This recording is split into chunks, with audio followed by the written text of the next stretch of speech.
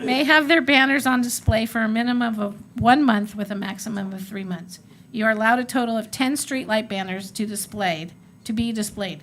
Every attempt will be made to ensure that all 10 banners are displayed. New applications will be reviewed by the city to determine eligibility criteria. Your alternatives tonight are to select a design and approve the application as presented, deny any or part of the application, and provide staff with direction accordingly. I'd like to also say that later this afternoon, there is a third version that is a blend of the 2 versions that are attached, that are in the packet. So with that, that is my staff report.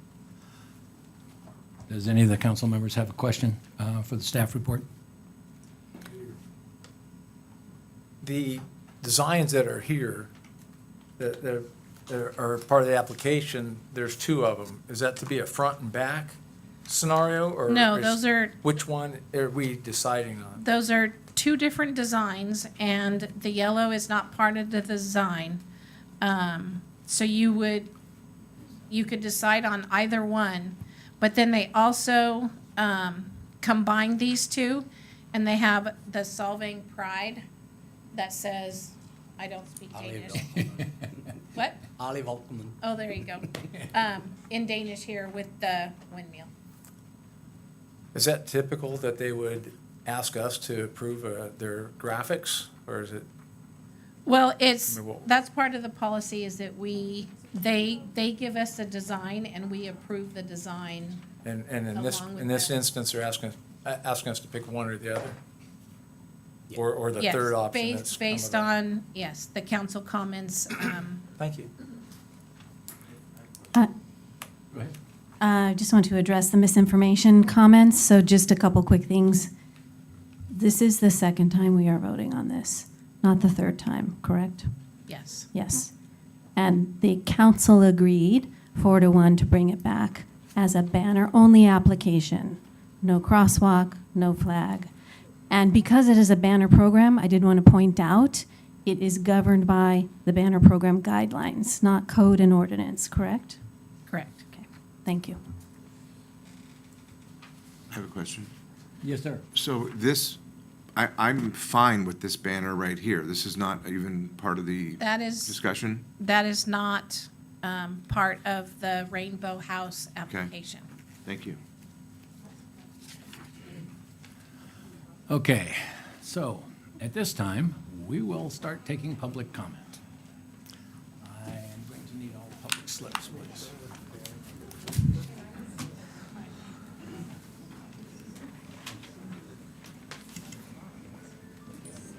Okay.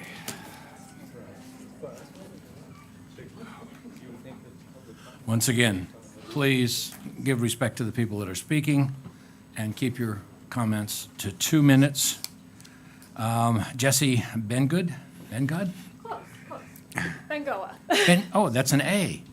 Oh, sorry. My fault. Council, I'm Jessie Bengoa, and I'm back for what appears to be Groundhog Day. I, along with the rest of our community, were under the impression that this issue had been put to bed after the council's vote to deny rainbow crosswalks and banners a few months ago. It then came before you a second time just a few weeks ago as a resubmitted proposal, and now, apparently, we're back for round 3. An excellent use of everyone's time, again. This proposal has so fiercely divided this community. Anyone who dares voice in opposition to pride banners or the denied rainbow crosswalks is vocally harassed as a bigot and a homophobe. I have profanity-laced, anonymous, of course, text messages to my personal phone number that can show you the amount of tolerance and love that's being spread here, and many have experienced far worse than I have. During the first council meeting addressing, then denying this part of this proposal, this council said that they would be reviewing, then strengthening the language in your policies to prevent any politically motivated causes from having access to street banners in the future. Yet, here we are. We're back for round 3 again. Should you decide to allow these banners, you're setting a precedent for any other cause that's important to anyone else to be advertised on the street banners around our town.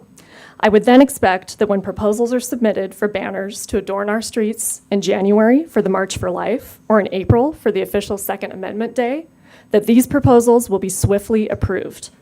Otherwise, the council will be exhibiting extremely discriminatory behavior and setting itself up for immediate legal intervention.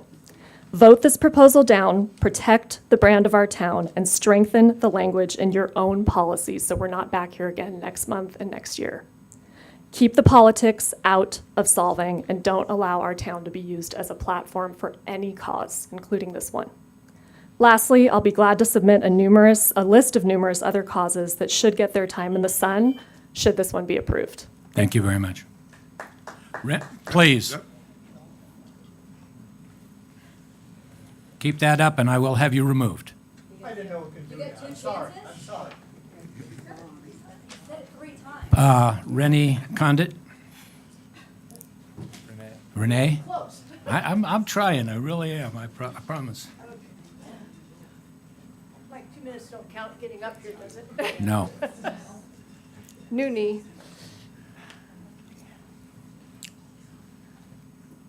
Alrighty. Good evening, council. I'm Renee Condit. 6 generations now of my family have continuously called Solvang home. Your consultant belittled that heritage in a council meeting that included a variation of this proposal a few months ago. She was wrong, and let me tell you why it matters. We have skin in this game. Our Danish family and many others who have been here even longer than us are the ones who built this town. We stuck out our necks, we built businesses, put in our time, and gave the elbow grease to lay the foundation of what this town has become. We built it to welcome people from every walk of life and to enjoy the hospitality that we offer these people, heavenly beauty and Danish culture.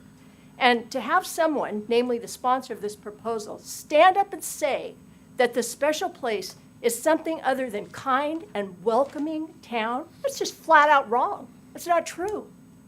These families, including my own, still own businesses here and commercial property in the downtown district where these banners are being proposed.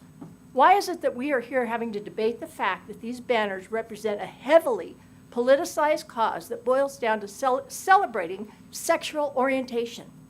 One group's cause over many other causes important to any one of us.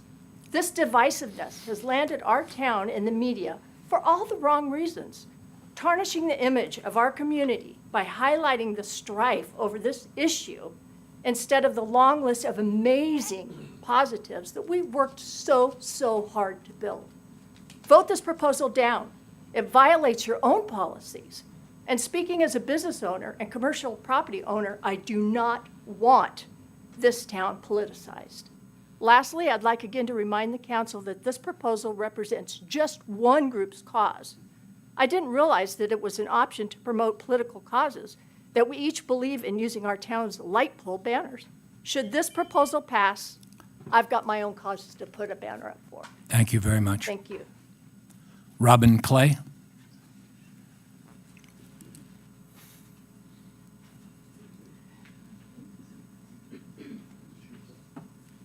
Hello, City Council members. Please, dear City Council members, protect our sweet town of Solvang from being a political town that supports extremists on either side. I've moved here 35 years ago, and I have always seen our community helping others. People have always been helpful and financially supportive of people, whether you were diagnosed with cancer or a young Chumash girl hit by a car or people in need of food and clothing. We have come together and have lovingly supported each other.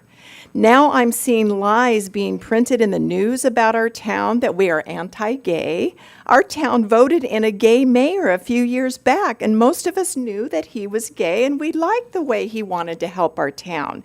We support pride and unity, not our sexuality. Pride and sexuality brings out the extremists on either side. Last month in Mammoth, California, they had Gay Ski Week, and they had many situations with guys taking off their clothes in the restaurants, dancing on tables perversely, and nobody stopped them. My gay friends are even freaked out by the extreme craziness being allowed. We need to come together in love and kindness to all people. We don't need to shout out and display in public what our sexual preferences are. We don't need to start politicizing our town. Let's be known to all cities and towns that we are supportive of one another and we get along. No matter what political side you may identify with, we don't need to be mean to each other. But if we start flying flags with political agendas, we must have to open the door to everybody's agenda and beliefs, whether it be Muslim flags or Christian flags, Cinco de Mayo flags, BLM flags, and the list goes on and on that we open the door for. So please get along and be kind to each other. You don't always have to agree Thank with you each very other. much. Show each other respect as city council and leave our Thank you very much. Thank you very much. our beautiful Danish town. Thank you. Brothers and sisters. Thank you. Kyle and Matt Cavalli.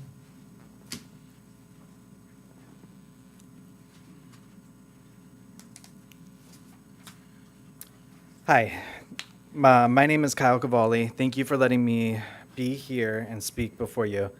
I am the president of the 501c3 nonprofit, the Rainbow House, Inc. We thank you all for having the Rainbow House, Inc. sponsor Pride banners on the agenda. As you will see in our application, what we spoke about before, there are different options that you guys can choose from. There's a lot more that I wrote down to say. I think the feeling is different than what I really wanted to communicate originally. If you need evidence that that letter from the Lord Mayor was accurate, we can provide it for you. What became evident through this entire thing was that the fact is systematic homophobia and racism is not just visible, but encouraged within the council and within their communication. We were told that it was okay to be visible on one weekend a year. It's not enough. You cannot say that this town is welcoming and kind unless you have been gay and walking in my street while being spat upon, by being told that I am not enough, that I am not welcome, and be called slurs that I will not repeat. The banners are not what has caused division. People have created the division. Me being gay is not political. I have nothing to gain in this other than representation, other than my kids walking down the street and seeing a rainbow banner on a light pole for 2 weeks and saying, Papa, look at that. That's who we are. That is pride. That is welcoming. That's what I want for my kids. That is the core of what we are asking for, is acceptance and to be visible. That's it. Thank you, Kyle. Damian Kreitman.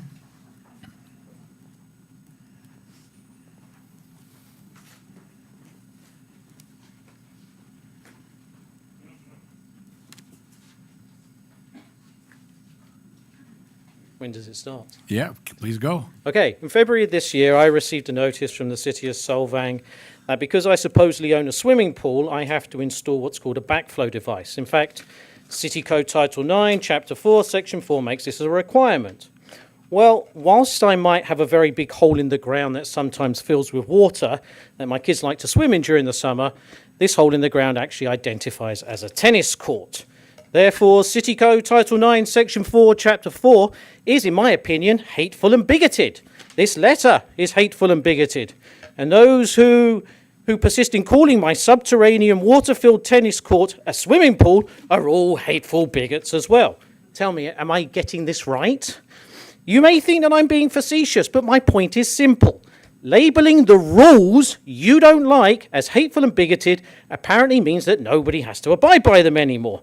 And thankfully now I don't have to install a backflow device, so thank you, because you're all hateful bigots.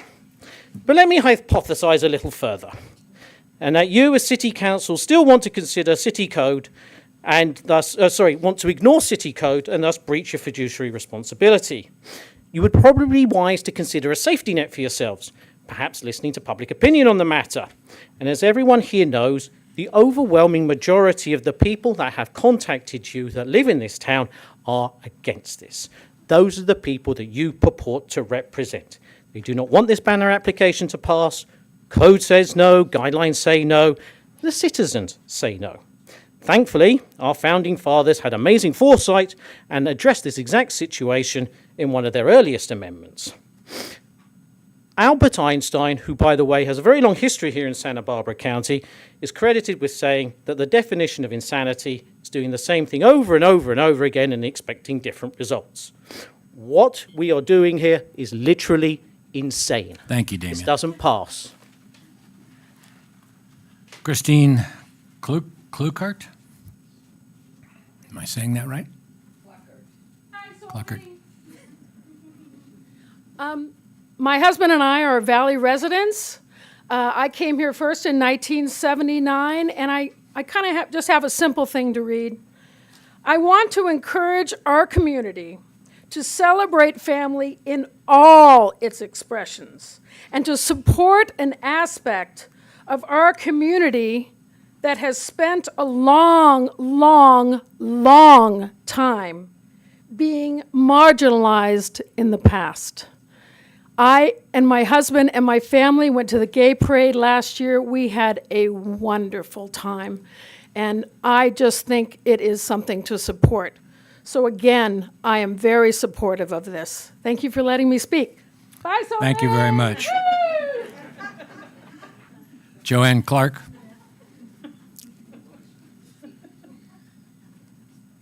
Is Joanne still here? There she is. I'm back. I identify as heterosexual. This is my choice. Everyone is free to choose how they identify sexually. It used to be a private, moral, personal choice. However, it is no longer the case. Personal sexuality has been pushed into the public square. We find ourselves in uncharted territory, trying to form legislation, laws, and rules that satisfy the demands of the LGBT community. Thus, it has gone beyond private and moral and has become highly controversial and political. I would not expect the city to spend money and resources to accommodate my personal special interest or my personal sexuality. I also would ask the city to not ask the city to break its own laws and rules already in place. The rules do not allow political banners or advertising. The City of Solvang and its governing council should be concentrating their time and efforts and resources to enhance the success of all businesses within the city and for taking care of the citizens and their needs, like water treatment, infrastructure, and city maintenance. They should not be promoting anything that would detract from those important tasks. Please put an end to these hot-button issues that can turn ugly and hateful. It's not going to get easier in the world we live in today. There will be more and more controversy in the world as people continue to differ in areas we never imagined there would be differences. The way to avoid any claims of hatred, bias, or exclusion is to make a blanket rule to no city support for special interest anything. Let people have a private event. They're welcome, they're wanted. If there was a private pride event, I would walk up in the park and welcome everybody there. We don't hate people here. We don't turn them away. And whoever spit on that man, that's deplorable. And that wouldn't be me and 95% of the people I know. Do not allow our city to become a billboard for. Thank you, Joanne. Lee Rosenberg.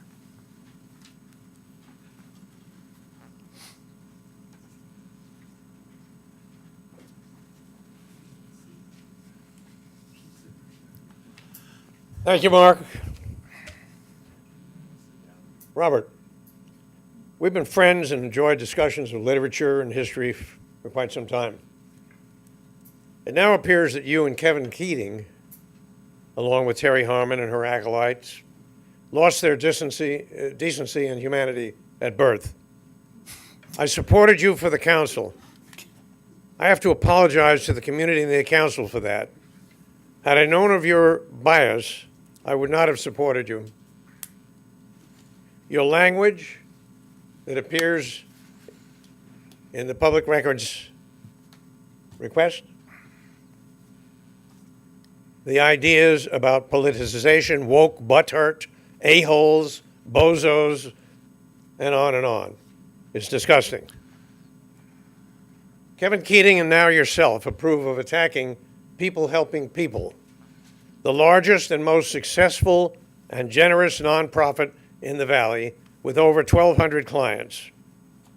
And now it's a church, the Bethania Church. Banners? Political? How about swastikas? Did that raise the ire of the same folks who oppose gay pride? No hate or bullying. This appeared in the Public Record Act. You said. But ask the high school kids, and I challenge you to do that.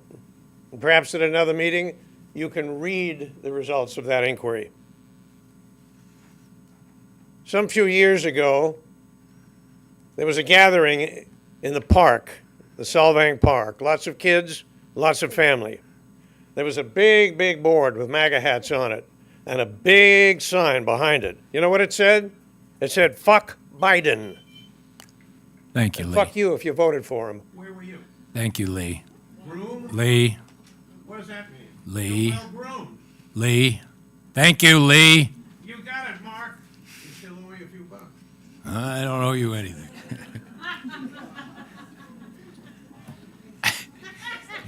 Jim Worthen.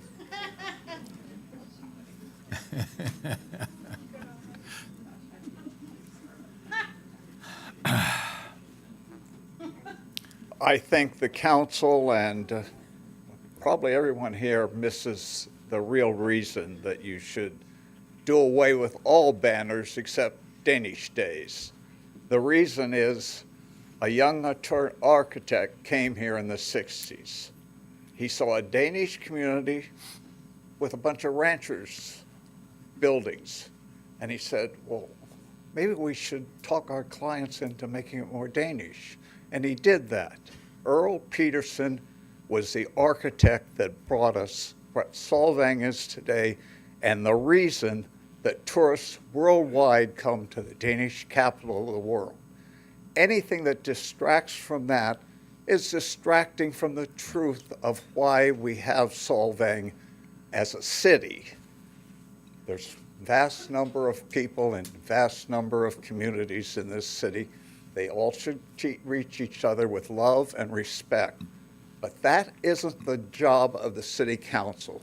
The job of the city council is to protect the architectural background of this city and the way it has come about. We need to do away with all the banners except Danish Days, as I said, and honor the building and structures that bring people here. Any banners that distract from that are worthless. Thank you very much.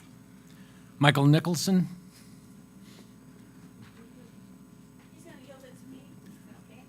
Okay. Hi, I'm Bobby McGinnis. I'm a local realtor. I work with all people who are all persuasions sexually as well as color of skin. And I've had a wide range of people that I have worked with. And I ran across a comment that I wanted to share with the group. Martin Luther King Jr., in the 1960s, he reached out to a mob and said, we need to look at those things that unite us rather than those items that divide us. So the first thing I'd like to ask our mob today is, how many of you are Americans? Raise your hands if you're American. Okay, almost everybody. Please address the council. How many of you are Californians? Almost everybody here is a Californian. And how many of here love the Valley and want what's best for the Valley? Everyone here, including all of you that are serving as the council. So my point today is that we have a history. It's called you have an architecture, the European. They actually have a special name for it. It's called the Northern European architecture. Is the architecture here in the city of Solvang, and I recommend that all of you remember that you want to maintain that quality of the European architecture, the quality of the history, the thing that makes Solvang so unique to bring people here from the cities, and that we're here. People who are coming here are coming to get away from the fray of the city, to come to visit a small community, to enjoy the ranching, the trails, the biking communities that surround the city, and that we need to keep politics out of the city So I recommend that you continue to support your original decision to not allow the banners. Thank you. Thank you very much. Jill Goldwarn?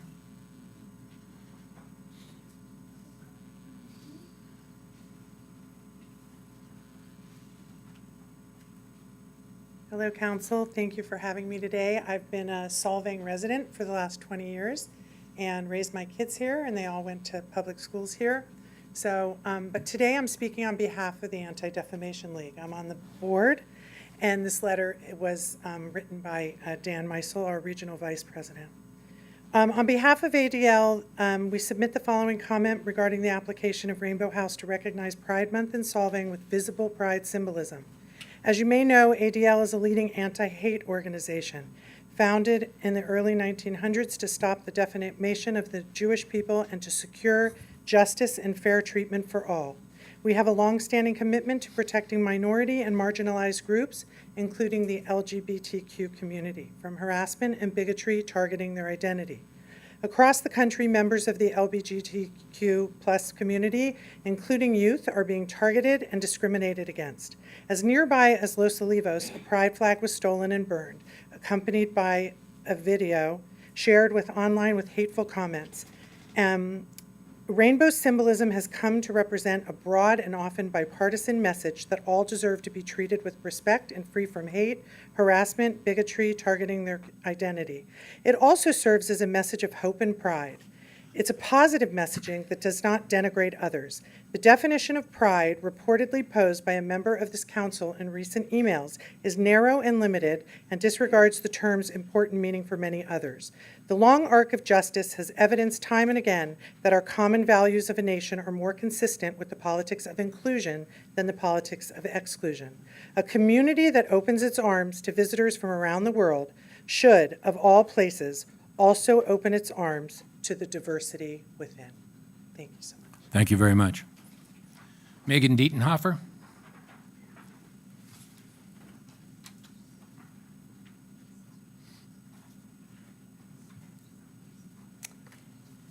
Good evening again, Solvang City Council. You already know from my previous statement here and email to all of you that I am coming in support of the proposal for the Pride banners, and I would have supported the crosswalk too, but I guess it's off the table now.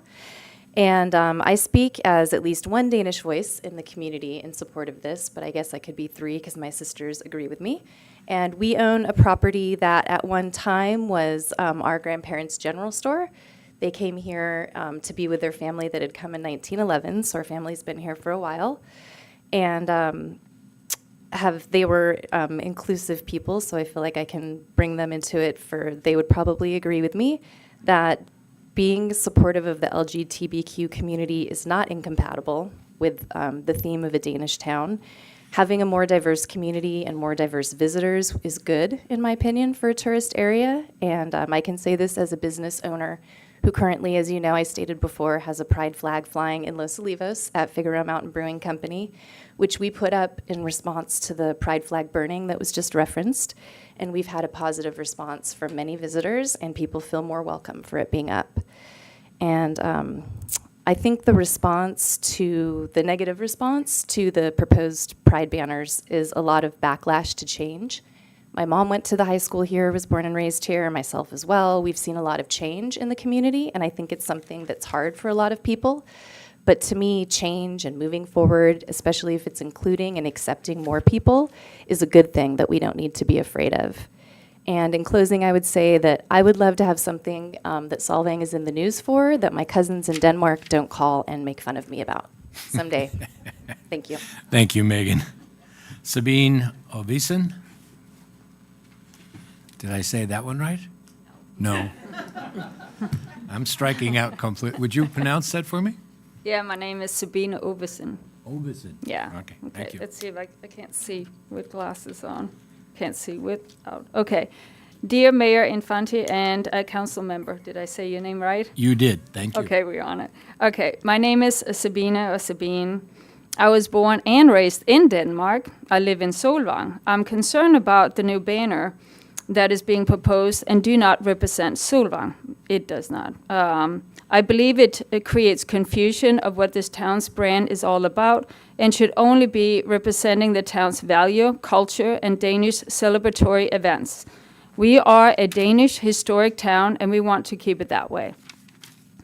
People come from all over the world to get a taste of our sweet, traditional, charming Danish historic town, where culture, flag, and brand are preserved, and kindness is shared with all of our St. Ynez Valley residents and visitors.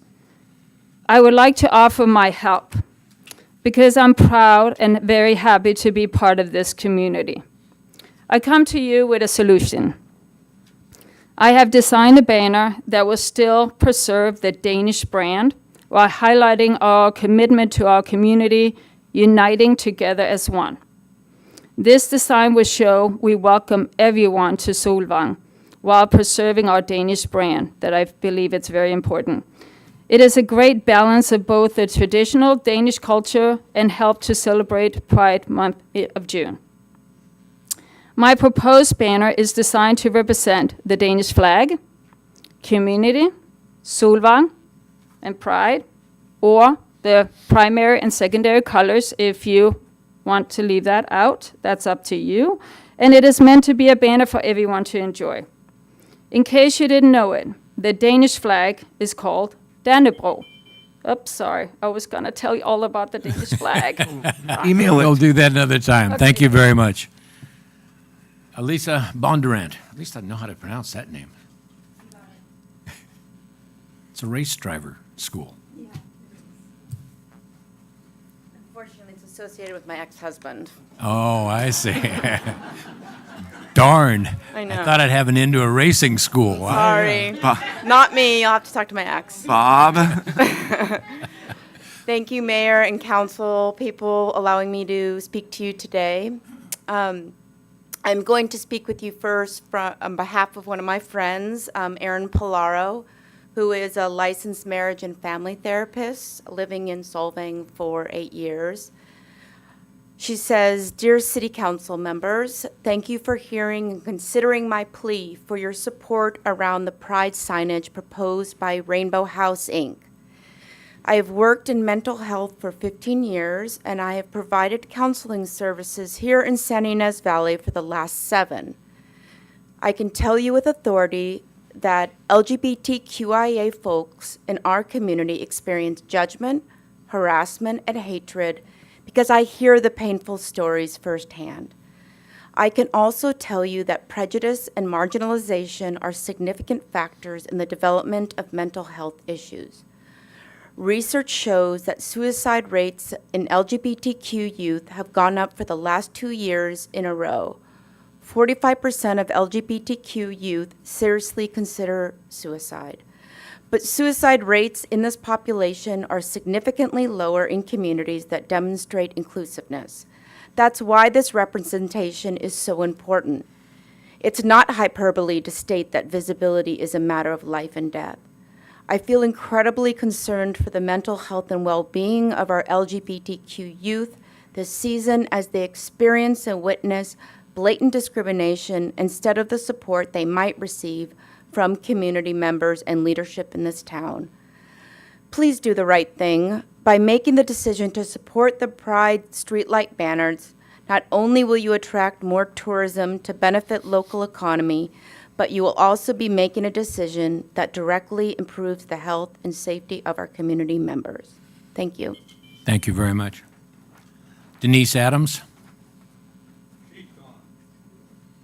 She's gone? Okay. Moving right along. Aaron Crocker?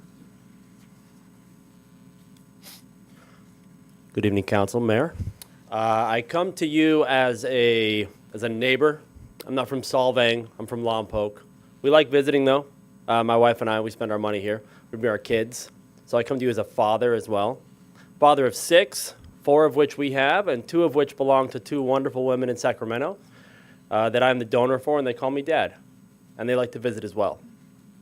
And some of the comments that have been recently released from one council member in particular that is just filled with so much hate It really makes me reconsider even wanting to visit this town that does claim to be welcoming to all, and yet a sitting council member and the quotes that have come directly from public record say otherwise. And it breaks my heart to see that, because this is one of the places that we like to take people when they visit. It's a very fun community, and it is welcoming to all, or so we thought. And then this issue comes to light, and there are comments made, and then comments made on the public record that say otherwise. And so I urge you to adopt these banners as a showing of support for the community that is here. I've heard a lot of people talk tonight about the kids. And I do wonder, has anybody talked to the kids? Because I will bet you, if you took a vote, they'd all be voting for these banners as well. And you should think about the future of this town and of your citizens and try to be on the right side of everything. Thank you. Thank you very much. Brittany Allen?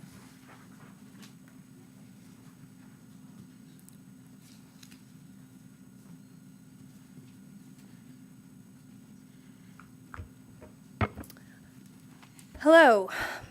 We shouldn't be gathered here over rainbow banners. The banners didn't make it political, you did. We, as an LGBTQIA plus group, are not a political agenda. We are not here to push the gay agenda. We are not here to push the rainbow to make your children gay or trans. That is not how it works.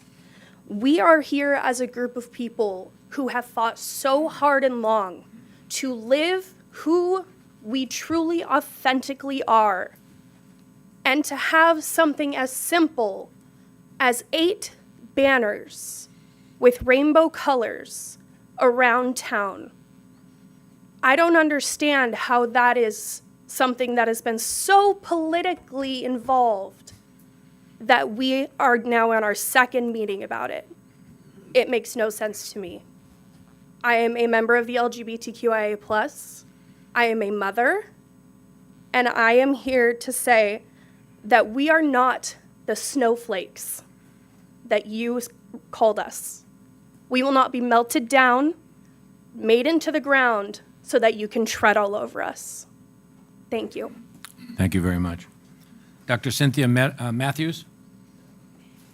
She's been up a couple times. I probably got that name right, didn't I? I know, really.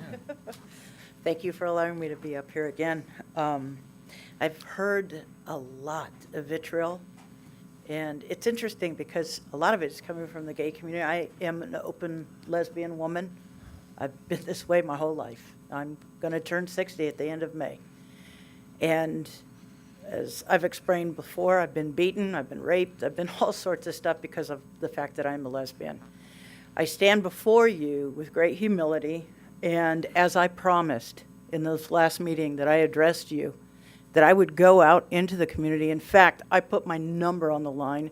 Many people called me, many people met with me. I don't know how many out there have done a survey. I went through the city. I've met with hundreds of people within this community and surrounding community.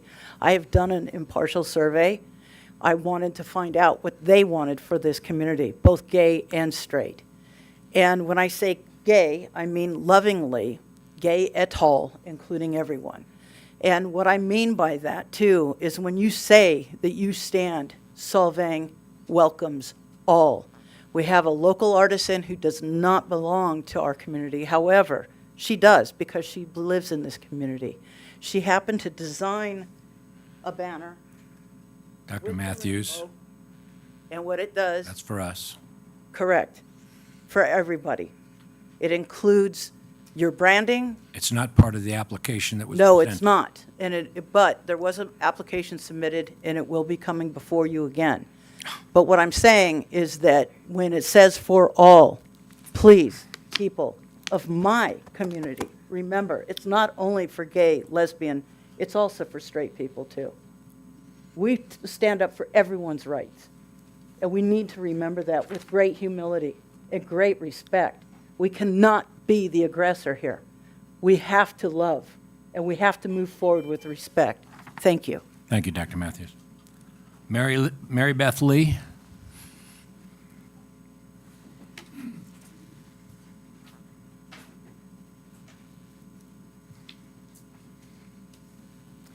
I'm a longtime Solvang resident. I grew up here. I'm a property owner and a voter. Mayor, council members, I urge you to approve the proposal for the streetlight banners for Pride. There are banners to support many organizations, seasons, events, and celebrations in Solvang. So this shouldn't be a big or difficult ask, but it is an important one. Last year, Solvang celebrated Pride for the first time.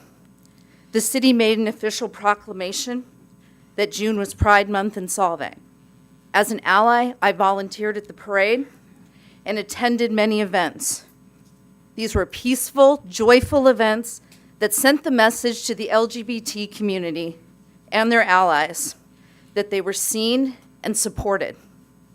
That was a moment of inclusion that the city can be proud of.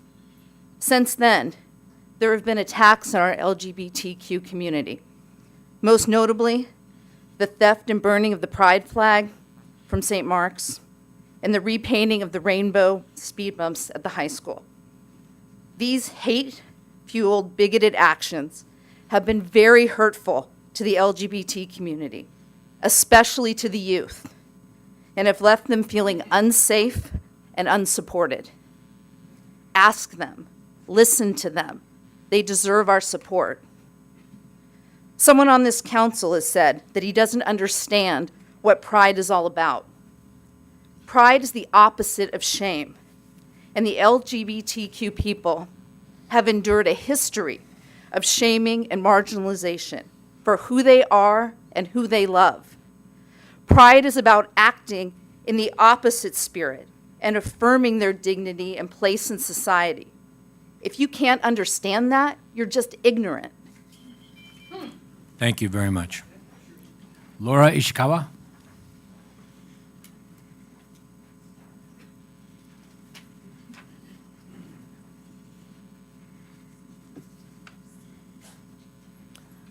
My name's Laura Ishikawa, and I'm here again to support the Rainbow House proposal for their banner streetlight banners and address some of the concerns that you as city council members had in the past meetings. There was concern that the banners will be up for a whole month, and you felt that that was excessive, and why did it need to be a whole month? The banner guidelines say new organizations wishing to participate may have their banners up for a display for a minimum of 1 month for a maximum of 3 months, or the length of the event. The original proposal was for a month, meeting your guidelines, and they've reduced it down to 2 weeks. I urge you to approve the banners and approve it for the full month of Pride. There's also concern that if this was allowed, where would it stop? Would other people want to promote holidays and events beyond Danish Days and Yule Fest and 4th of July? And again, I certainly hope so. Your city guidelines state the city encourages events promoting various holidays and seasons throughout the year. I hope that we can encourage more events that promote our city, such as other cities do Juneteenth, Dia de los Muertos, the Japanese Obon Festival, Greek or Jewish festivals. These events are important to the community that hosts them, but also they are open events designed to invite everyone to come and celebrate together and learn together.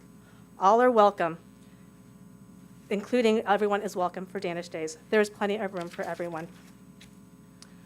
There's also concern that the Pride banners and flags are political and diversive and supports one ideology, which doesn't support your banner policy. However, we choose our political affiliations, we choose our religions, we choose our beliefs. We do not choose to be straight or gay. That is just who we are. Everyone is represented in the Pride banners. Please do the right thing tonight and approve their proposal, hopefully for the whole month that they are allowed.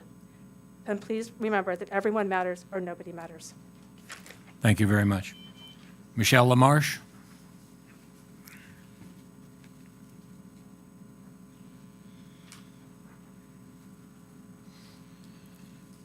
Hello, my name is Michelle LaMarche. Lived in this community for nearly 30 years. My 2 sons went to San Ynez High. My youngest son was the president of the GSA when he was there in 2012. I was so proud. The t-shirt I'm wearing today was because I volunteered at last year's Gay Pride event. It was such a wonderful day. I was so proud of this city for hosting it. It showed such a welcoming aspect of our town. Families, partners, the sheriff was there. It was a day to celebrate. The whole weekend was wonderful. I was proud to say that I lived in this town. Now, I'm not sure I feel that way anymore. What Solvang should be doing is trying to be as inclusive and welcoming as they can be.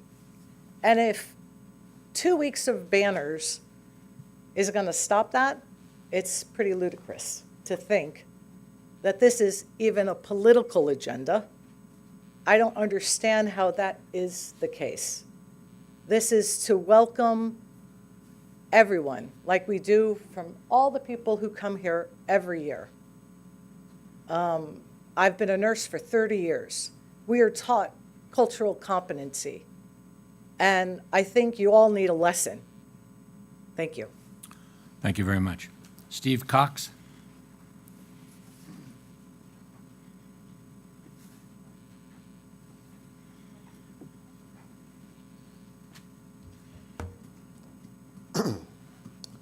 Thank you. There is no shortage, unfortunately, of places where folks aren't welcome for one reason or another, for being dark-skinned or poor or Jewish or emotionally or physically challenged, for an excessive fashion sense, for being odd. There are places where people can't say the word gay to someone not past the 8th grade.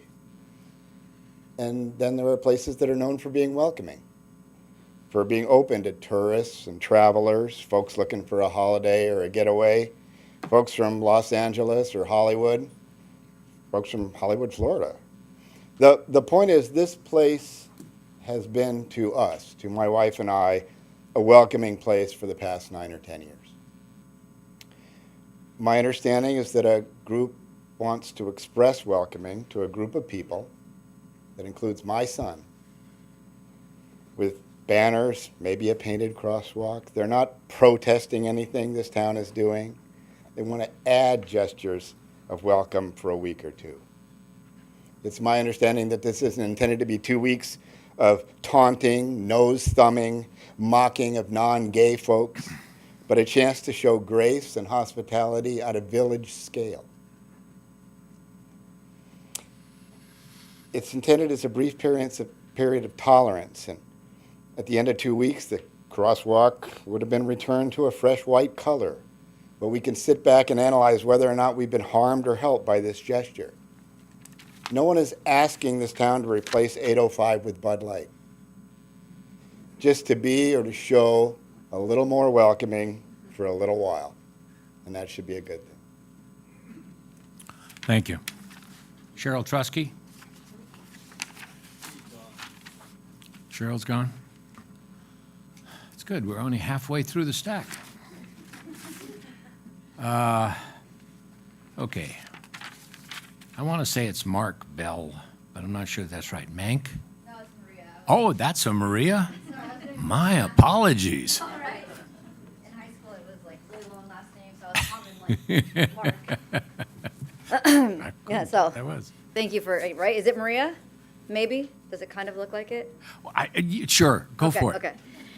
I would like, thank you again. I wanted to speak again, this time in favor of the banners. I really was unbiased one swayed one way or the other until I was listening to everybody talking about how political it was. And I just want to say that my family is not a political matter or a political issue.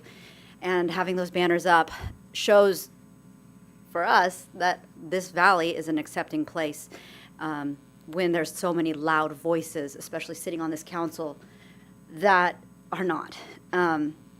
Say what you will, you're not accepting. And you don't have to pound your fingers, down to say how damn friendly you are. It's evident in the way you walk. I also want to say that when traveling, one of the things that my family has to look at is how does a city accept their gay community? Because it's a matter of safety for us. And that is not something that a straight white man has to do. So you may never feel that feeling because it's not your reality, and it is ours. So when people are looking at traveling to Solvang, that is probably something that they look at. And I want to finish on Mr. Robert Clark is donating $10 to Gays Against Groomers, an anti-LGBTQ organization. And I implore anybody who supports the LGBTQ community to donate $10, maybe $20 in support of the Rainbow House Inc. and the efforts that they're making to make a better community for our youth. So.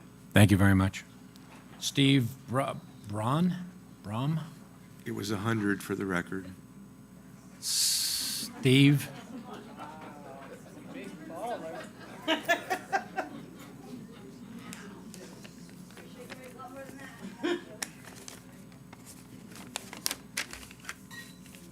Hi. Good evening, Mayor Infante, council members, everyone else, inside and out. Thank you for this opportunity to speak in support of Pride Month and the LGBTQ community here in the Valley. I'm going to talk about nostalgia. Now, that may seem off topic, but it isn't, trust me. I grew up in the 50s and graduated college in the 60s. I was male, white, and middle class in a 90+% white middle class neighborhood and school system. I enjoyed a safe, fun, well-loved childhood with many friends and lots of playtime. I loved school and did well. So when I think of those times, it is with a fair amount of nostalgia. At the time, I was naive enough to believe that my experience was common, almost universal, but it wasn't. In the 60s, I became aware of just how much it wasn't. The civil rights movement, the sexual revolution, birth control, women's choice, the Vietnam War, assassinations, all these elements and more simply burst that bubble of privilege and ignorance. I knew I had to engage a world that in many ways was alien and threatening some of the core beliefs and assumptions of myself and my parents. Fast forward to today, and my generation, like me, remains sometimes nostalgic for a past that in reality was narrow, exclusive, and in the final analysis, illusory. We choose too often to be ignorant and dismissive of everything uncomfortable or challenging outside the bubble in which we grew up. We have become the parents we rebelled against. So in this moment of reckoning and division, let us, my generation, recognize our nostalgia for what it is. Not a place to hide, but rather a place from which to draw our best aspirations for every child in this country, in this world. Let us do it with humility and kindness, recognizing that the world, our children... Thank you, Steve. Thank you. Thank you very much. Erica Valdez?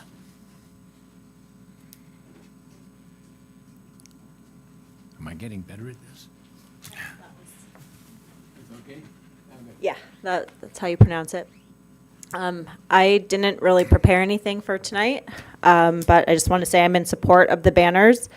They are beautiful and they welcome all. So I truly cannot wrap my mind around how someone could have an issue with that. It says all are welcome. Not if you're straight, you're not welcome. It says all are welcome. I grew up here. I went to Solvang School in the high school. Now my daughter goes to Solvang School. Someone's existence is not political. I hear people say that having these banners for 2 weeks will mean that the town's not family friendly. How is that? Like, how can you even say that? Everyone in the LGBT is part of a family and has children. My sister and sister-in-law and her wife and their daughter are not political. They should be welcome here and feel safe here. In fact, my sister-in-law grew up here and moved away because it was not safe here. Very few people were open and out growing up here and going to the high school because it was not safe. Last city council did a great job making June Pride Month. Now we need to continue to make our LGBTQ plus community feel safe and welcome. And beautiful banners that say all are welcome, again, it's not political. Thank you. Thank you very much. Elizabeth Walther?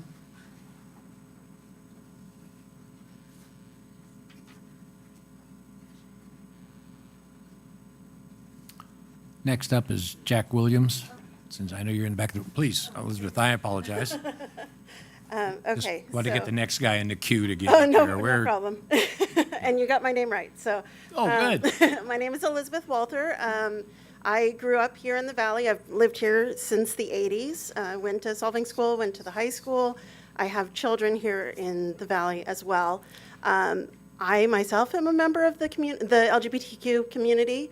My children are also members of the LGBTQ community. And for those that say the Valley is welcoming to everyone, has not lived that experience. I had to pull my eldest child from the high school because it was not safe, just like Erica was saying. I did not enroll my current freshman in the high school because it was not safe. My kids were so excited and so happy to see any recognition from this city when Pride happened last year. They were so pleased and so happy and felt like finally, there's some sign of welcoming for our family. Then they've seen between what happened at the high school with the crosswalks and what's happening with this banner, and they are seeing that it is not a friendly place for us, particularly when a particular council member has said some really awful inflammatory things about the trans community and the LGBTQ community. It's unacceptable. It's absolutely unacceptable for a council member to speak in those terms. And that's on the public record. It is not okay. My family is not political. Our existence is not political. My children are not political. They just want to exist like any other kid in this valley. And all of this makes it so that they're afraid to come into town and do the things that the other kids do. So please Thank you support the very banners. much. Jack Williams?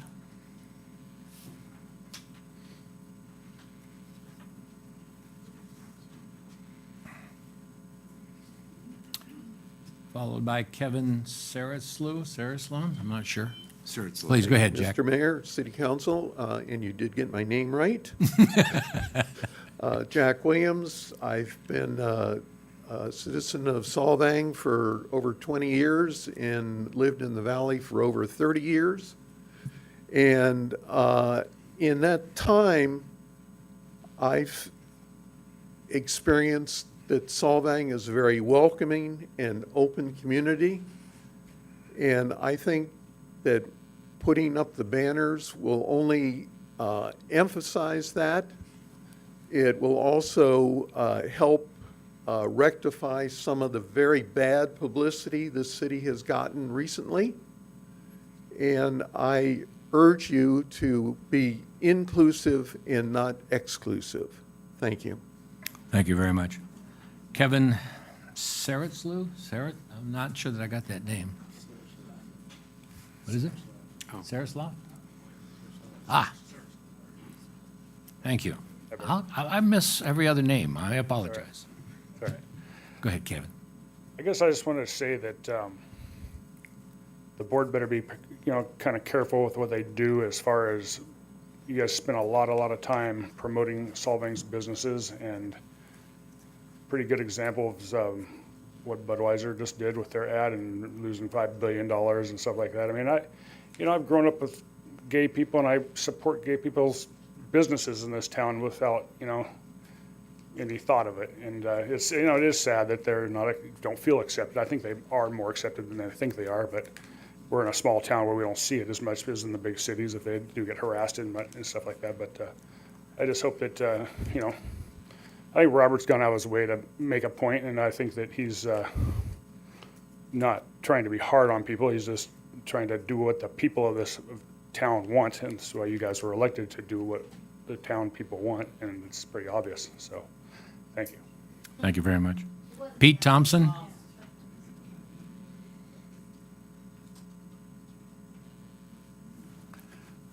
Hey, Craig, would you grab that? Is this for item 6A? Okay. Please, go ahead, I'm sorry. Hi, I'm Pete Thompson, lifelong Valley resident, just a long time. I'm here and talking support for Robert Clark. I've known Robert since he moved here. I consider him a dear friend. And it pains me to see what he's been put through over the past 2 months via, I mean, everybody's talking about public comment here. Feel free to go to public comment and see what the Rainbow House spokesman has been putting Robert through for the past 2 months. Threats that's been reported to the sheriffs that is not right. I mean, everything that's been going on here is it's dividing our community. It's bar none, it's dividing our community. And that doesn't belong here. You don't gain acceptance by first creating division. We're here to accept everybody. The banners, that's great, that's fine. We'll put the banners up. But that's not really the point. This is a community that should be held together by the people, everybody here. You know, everybody, I think, needs to take a quick look in the mirror and ask yourself, why do you live here? And you're here because of what this place is. It's a beautiful place, and people that have moved here from LA and San Francisco are so hell-bent to change it. I mean, I've seen people that move to Woodstock and want to put lights in out there because it's too dark. That's not why you move here. You move here because it's what it is. And if you don't like it, well, I'm sorry. Thank you. Thank you very much. Greg H. Yes, sir.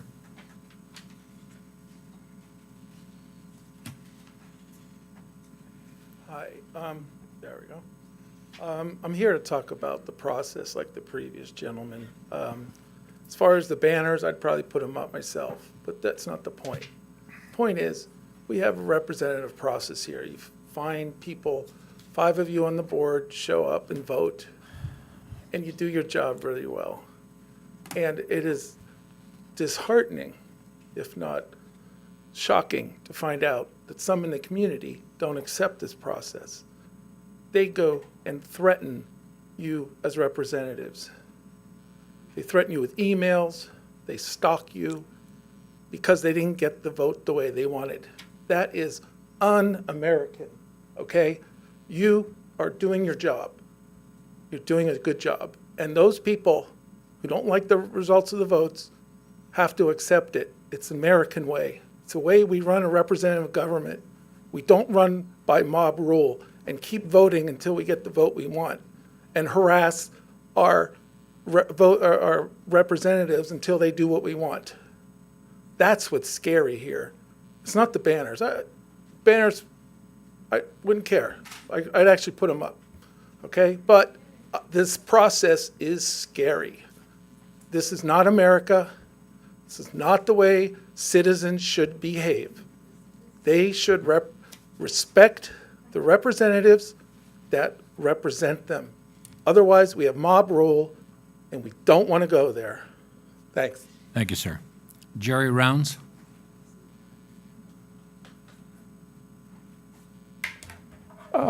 Fourscore and, oh no, wrong page.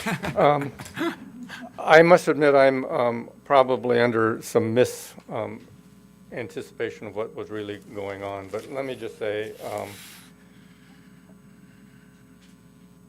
one thing that comes to mind is, shouldn't we know what these banners look like? It seems to me that that should be presented before we're doing this, but here we are. And I'm against the banners, not really strongly, but again, like the last 2 people, just because I think we're going down a road that we shouldn't be going down. This is obviously a divisive issue, and because of that, it's almost defined as political. And I've been spat upon, and I don't need a parade or banners, excuse me, to make myself get beyond it.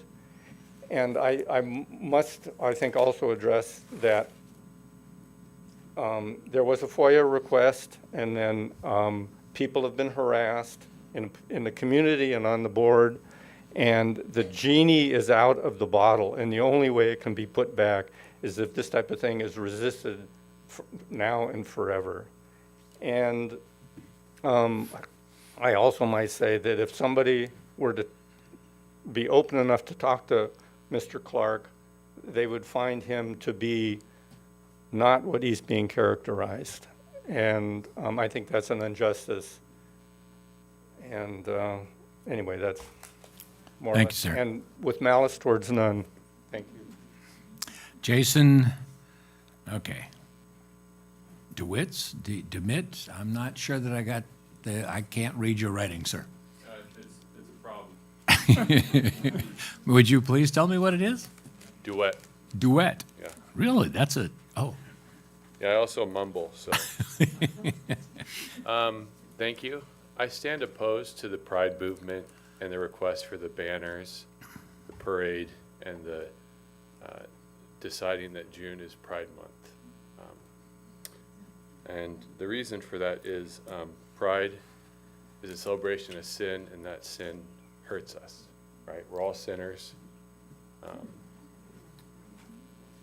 For God so loved the world that he gave his only begotten Son, that whoever believes in him should not perish but have everlasting life. Jesus came into the world as a baby born from a virgin birth. Son of God, Son of man, he lived on earth. He faced struggles and bore all of our sin on the cross. For the punishment of sin is death. Jesus died for us. John 3:17, for God did not send his Son into the world to condemn the world, but that the world through him might be saved. Jesus died on the cross, and on the third day he rose from the grave, defeating death. This is our hope. This is the gospel. Galatians 1:9. As we have said before, so now I say again, if anyone preaches any other gospel to you than what you have received, let him be accursed. There's also a warning. Luke 17:2. For those who mislead others. It would be better for him if a millstone were hung around his neck and he were thrown into the sea, than that he should offend one of these little ones. There is always hope in Jesus. One of my favorite parts is... Thank you very much, sir. Jeff Paskey? Where's Jeff? There he is. Well, I heard last year that you were having gay parade, and I go, what in the hell's going on? And then finally, Solvang is overly welcoming to people. I went to the parade. I was hearing rumors that people thought we were going to take our clothes off and stuff. What a disappointment. It was so well done. You did a proclamation. I mean, that's what Solvang is. And it is not political. It's a day of celebration, which is why it's called Pride. And to keep it short, there's a common thread in this room with everybody. Because all of you, whether you know it or not, you know someone who's gay. You socialize with them. Maybe your children are, and they're scared to tell you. But I'm one of the lucky ones. I've had no problems in this community. And I want to say, good job on the parade last year. I'm looking forward to it. Thank you. Thank you, Jeff. Bobby McGinnis? I think that's what that She already spoke. Okay, moving right along. Nelda Martin.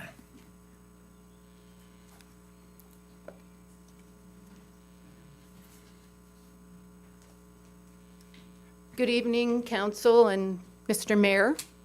It's nice to be here this evening. I want to thank you for your commitment to your community. You give up family time, and it's a long day. But it's important that we're here to speak to you. And I'm a newbie. I retired here into the Santa Barbara community. And what I've heard today is sad. It's a little disturbing that we've had attacks on our council and sad stories about their people's experience. But I don't think hanging a banner in the streets of Solvang is the answer to this. I think that if we thought about it, we could probably come up with a lot of different needs where we could hang banners. I think you could all think of some things that we could hang a banner for. So we don't need banners. We need understanding. We need to look at how we can be better at serving and being a good, helpful, honest community. When I came here 6 years ago, I felt like this was a little part of heaven. And then this whole thing has come to pass. It's a very sad thing. But I do want to say, getting down to business, the primary source of income for the city of Solvang is tourism. And I really want to warn you that this is going to cause problems. It already has. And I feel that everyone is welcome here. It's dog-friendly, it's people-friendly, and we love our community. Thank you. Thank you very much. Joy Cully? Have that right? Joy? Ah, there she is. Hi. It is Cully? Cully, yeah, Ah, that was got good. Thanks. Sometimes I even have a hard time pronouncing it. Actually, I prepared, so Joy Cully, Solvang Spice Merchant owner. I also was most recently on the Design Review Committee for 2 years, just finished my term there. Very happy to serve Solvang. You cut us from 3 minutes to 2 minutes, so it kind of changed around what I was going to say, but I'm really tired, guys. This has been many years, many years of fighting for gay rights, asking for marriage licenses 20 years ago, having people in my face with signs that says, God hates fags, and you're gonna die, and it's really scary. It's really scary. And coming here to Solvang has frankly been a breath of fresh air. It's a lovely community. It's a place where I have a number of businesses, where I make my home. I live with my partner, who is probably many of your veterinarian here in town. It's hard to know what to say. It's easy to say, I'm going to attack Mr. Clark, or I'm going to tell you how disappointed I am in your decision you made last time. For me, it's almost not even about the banners, though I do think you should support the banners. But it's just a bigger picture, a conversation. Even what some of the opposing side, or the opposing side to me, I guess, have said, it's important for us to have conversations, but really to try to understand what people's experience is. And in the last meeting, what bothered me the most was people coming up here and sharing their experience and then being told that that doesn't happen here. So I just encourage you, the council, to please try to connect with your constituents, try to understand who they are and the experiences that they're having and why they're sharing this, because it's really hard to get up here and talk in front of a bunch of people, and especially to say that you feel scared or that you feel like you're not being heard.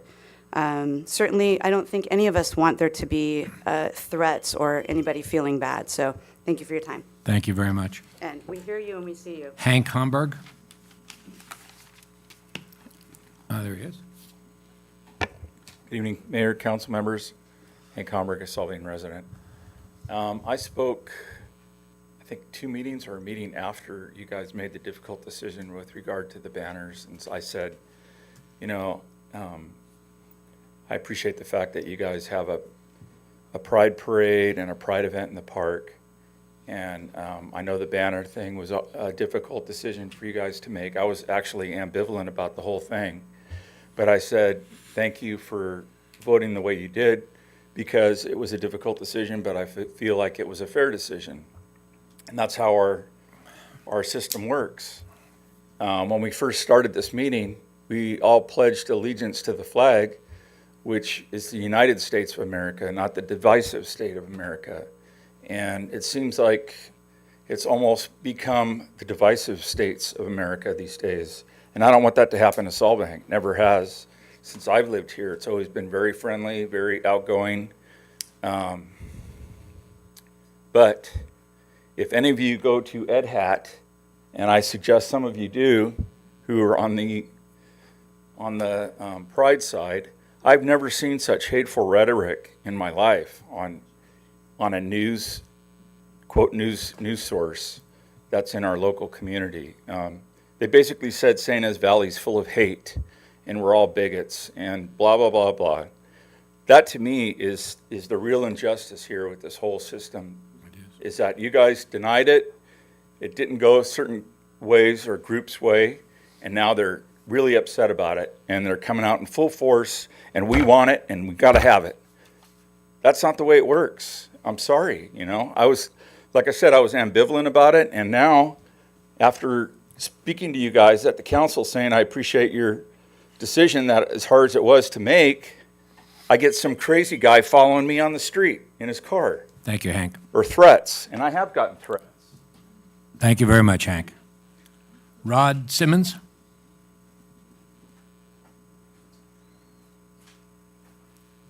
No Rod Simmons?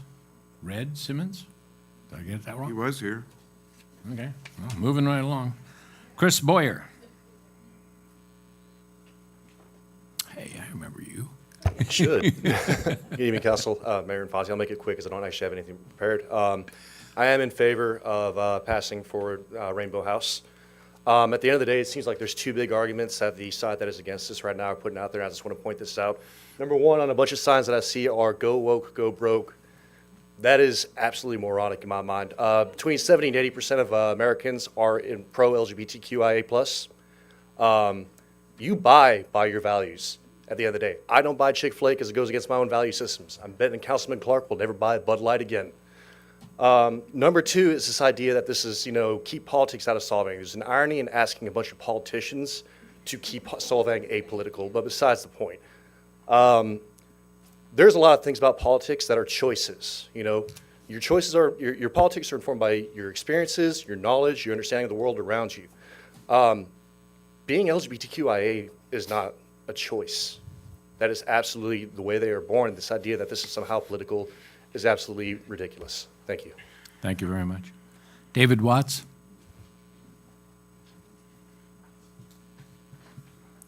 Ah, there he is. I want to thank the council for your patience, for your fortitude in standing what you believe in. For over 50 years, gay rights groups have cried out for tolerance of what they did in the privacy of their own bedrooms. The acceptance of those cries have led to progressively greater demands for respect, demands for celebration of the behaviors that they add constantly to their alphabet. Now, there's been a lot of hostility as people claim that we are not inclusive and welcoming. But our town says a different picture. For 9 years, I voluntarily put up and changed out the street banners in Solvang. And so I don't envy your position. I started getting phone calls at work all over the place as to who wanted what up. And I stuck with a strict seasonal winter, spring, fall selection. The best banner we had was the Danish flag with Solvang, because everybody that took a picture of that advertised Solvang, and they advertised our claim to be the Danish capital of America. So I think we should stick with what we've been doing. And I appreciate what you're doing. Thank you. Thank you very much. Moira Gill? Hi. I've been here 30 years. I run a business. And I'm only here, like, I feel like I've been dragged by my hair in here. I had an honesty summer a bunch of years ago, and I've stuck with it, and I like it, and I suggest you all stick to the truth. Jesus Christ said, "The truth will set you free." I'm not religious, but that's my one Jesus quote I like to use. Discrimination based on sex is illegal in California, so you must watch yourselves because it could be against the law. A banner was taken down at an AME church in Washington State, and it cost the people who took that banner down $22 million. This could be very costly for Solvang. We are a tourist town, and so saying if you don't like it here, leave isn't really so great. And I'll clear up a few pieces of misinformation, otherwise known as lies, right here and right now.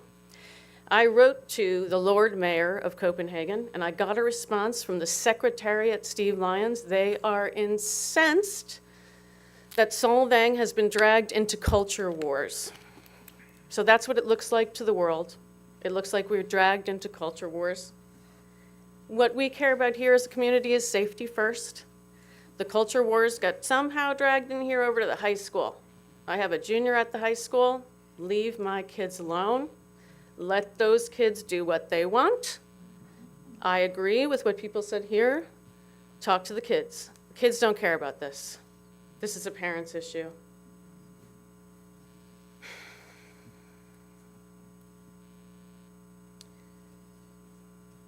We too will be looking at aspects of free speech, intimidation, all these things. Crazy.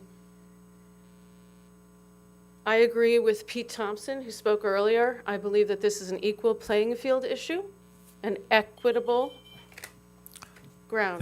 Thank you very much. Christy Bell, or Sub-Bell or something. I'm, again, having a tough time reading the writing. Okay, we'll move on past that one. Oh, she was on Zoom. You gave me that one from Zoom? We have a whole bunch of people on Zoom. Is she still there? That's not one of them. That's not one of them. Someone brought that and said she'll be on Zoom. So she's not. There's only 5 hands up on all that? Okay. Only 5 on Zoom. There's only 5? That's wow. So we only have 6 or 8 more. Lauren Shires?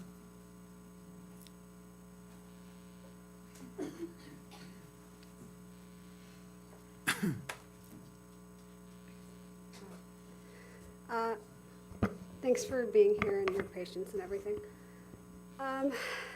So my name is Laurel, and I'm a local member of the queer community. I grew up here in the 80s, and I didn't come out until I was like almost 40 because I didn't feel safe. I moved to LA as soon as possible when I was 17 and came back here in 2017 for chemo. And I tried to convince myself that I was straight for almost my whole life because I didn't feel safe. I didn't have representation because I lived in the Solvang snow globe. And obviously I'd like you to approve the banners. That's not obvious. My mental health suffered along the way, and I broke a lot of hearts.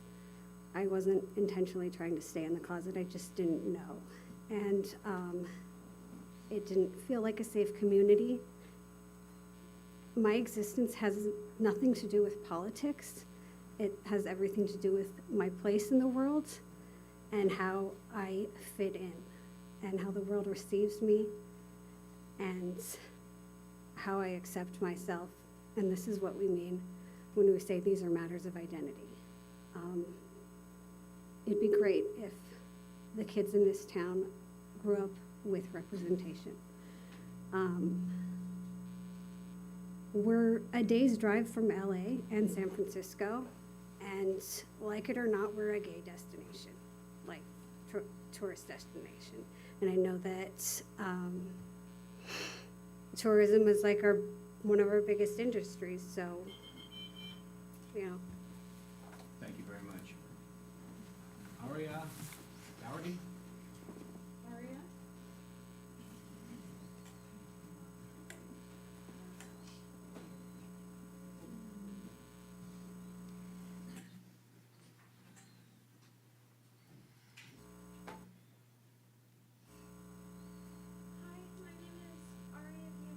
And I'm a junior at San Ynez High School. I'm 17 years old.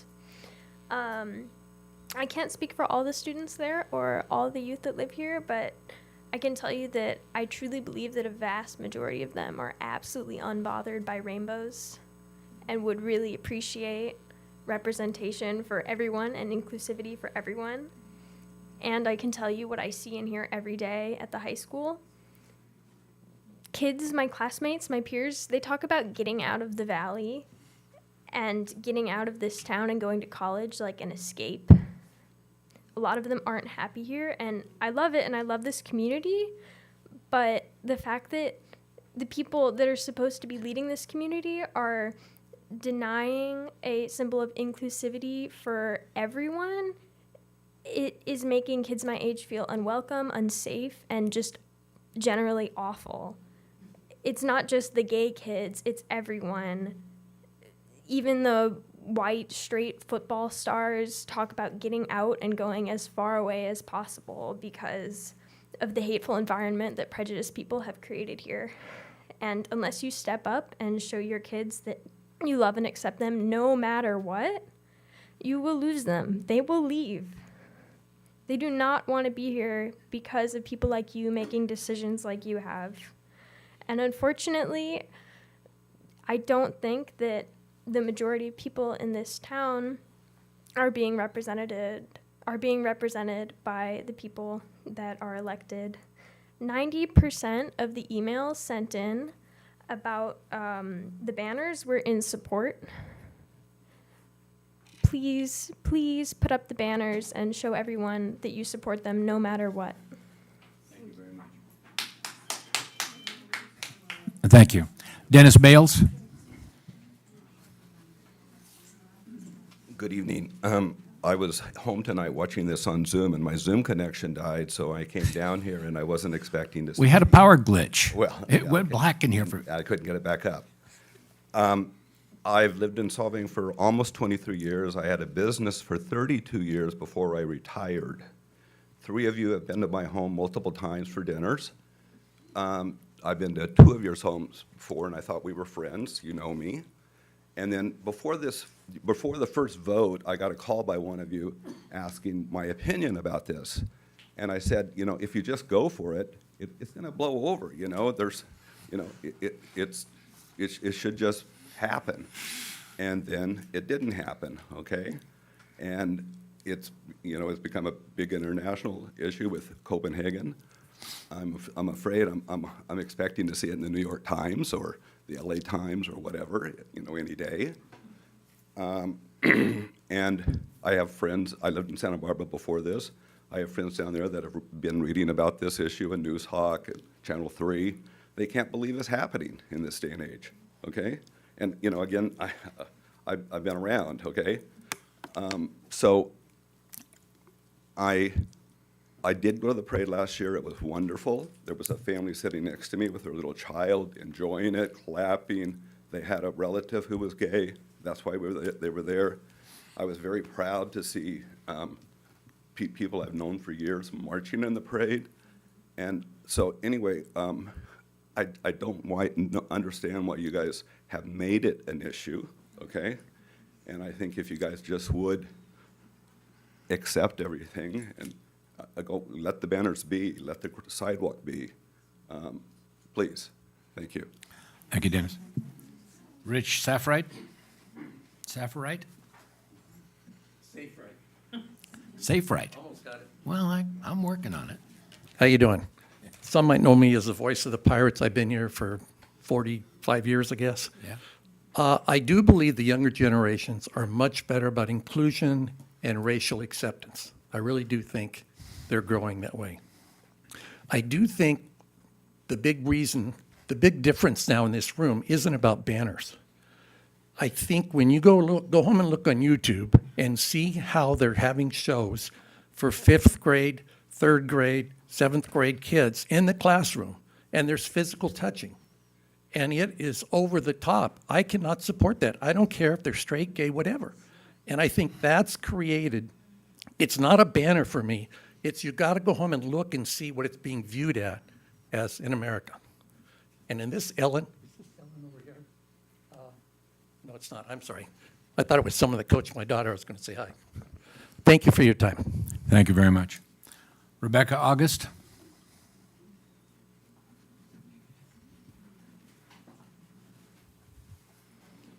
Thanks so much for the opportunity to speak, and thanks to all of you that work so hard to try to make good decisions. I hadn't really prepared any remarks for today, but I can really understand what it feels like to not understand what it feels like to be unsafe because of who you are. When I was 11 years old, I never thought about being unsafe. I never thought about it. I fit in, I looked like everybody else. Nobody knew that I was different in any way. That's the year that my brothers were beaten up on the way to Hebrew school because they're Jewish. It never occurred to me. And I also was wondering, like, why could they do such a thing? Why would people hate them so much?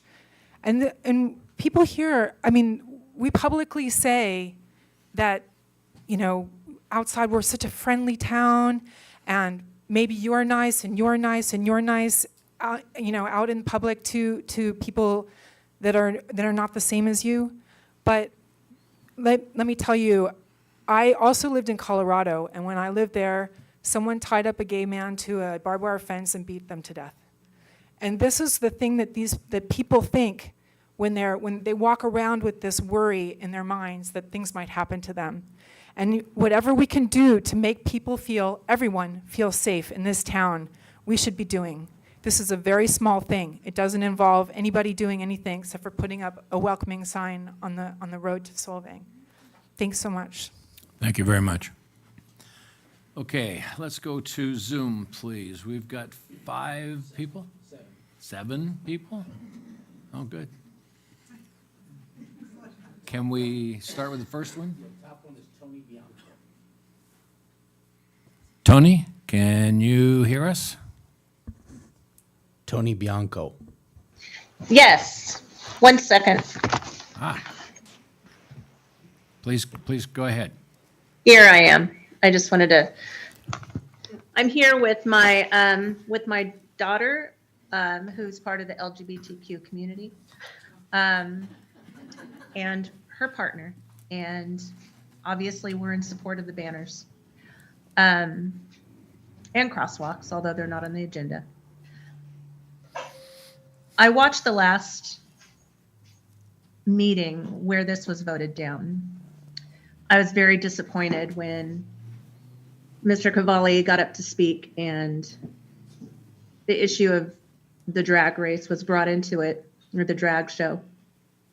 That wasn't on the agenda. We're all about rules, following the rules, following the regulations, following code. And I don't believe that was done. I believe that people were contacted and rules were not followed. Rules of conduct were not followed. That kind of disturbs me because this is supposed to be a forum where people will come out and speak on something that they feel passionately about, feel strongly about.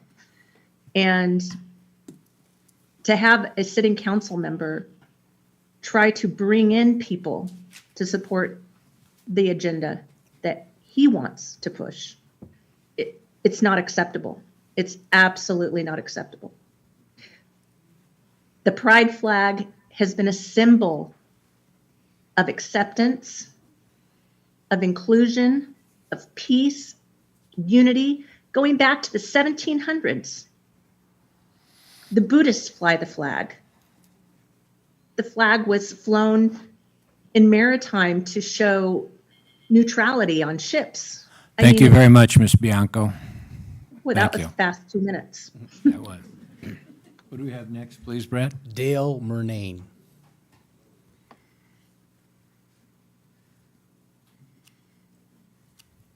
Is he on? Dale? He needs to unmute there. Hello, can you hear me? Yes. Hi. I thank you very much for this opportunity. I've listened to everybody and I haven't formed an opinion because I just listen. And I learned from a great yogi that when you don't have to judge anybody, life gets easier. But let me just say this. I'm a single white retired woman who has served the public as a dental hygienist, a spiritual healer, a teacher, and a doctor of acupuncture and Oriental medicine. I'm very proud of the life I have lived, and I see no banners on any street representing me and all of my efforts and choices over many decades, nor should I. My paths have been well chosen. I wake up every day proudly moving forward. We all should. We all should be able to do so without a cheerleading squad with pom-poms and or banners chanting us forward on our chosen paths. The American dream is about choosing our path and then living it well. I'm personally sick and exhausted from all the victims of their own dreams. I wish for them to wake up from their self-induced nightmares. They are ruining life and our environment for everyone else. For that reason, I oppose the banners. I just want us all to get along. And I think I've said what I've had to say, but if I still have time, I sure will use it. The world does have problems. The city has devoted employees helping to keep us safe from awful crimes and violence. These banners represent a horrible waste of financial resources and city employees that need to focus on matters of safety and our healthful environment, among a long list of vastly more important things than time. Thank you very much, Ms. Murnane. I appreciate it. Who's next on the list, please, Next Brad? is Lydia.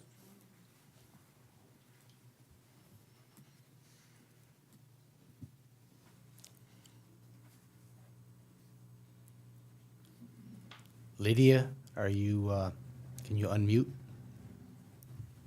Yes, I'm here. I just want to say that I am a local business owner, and we do support the Gay Pride event. We held a fundraiser for this event, and it's very personal for us and our family. We do have members in our family that are part of the gay community, but not only that, they're mental health care professionals. Unfortunately, they work in a field of mental health, serving youth. In the past decade, we've seen several of our family members, clients kill themselves because they didn't have a community to welcome them. These are ultimately banners. I think they look great. They say all welcome.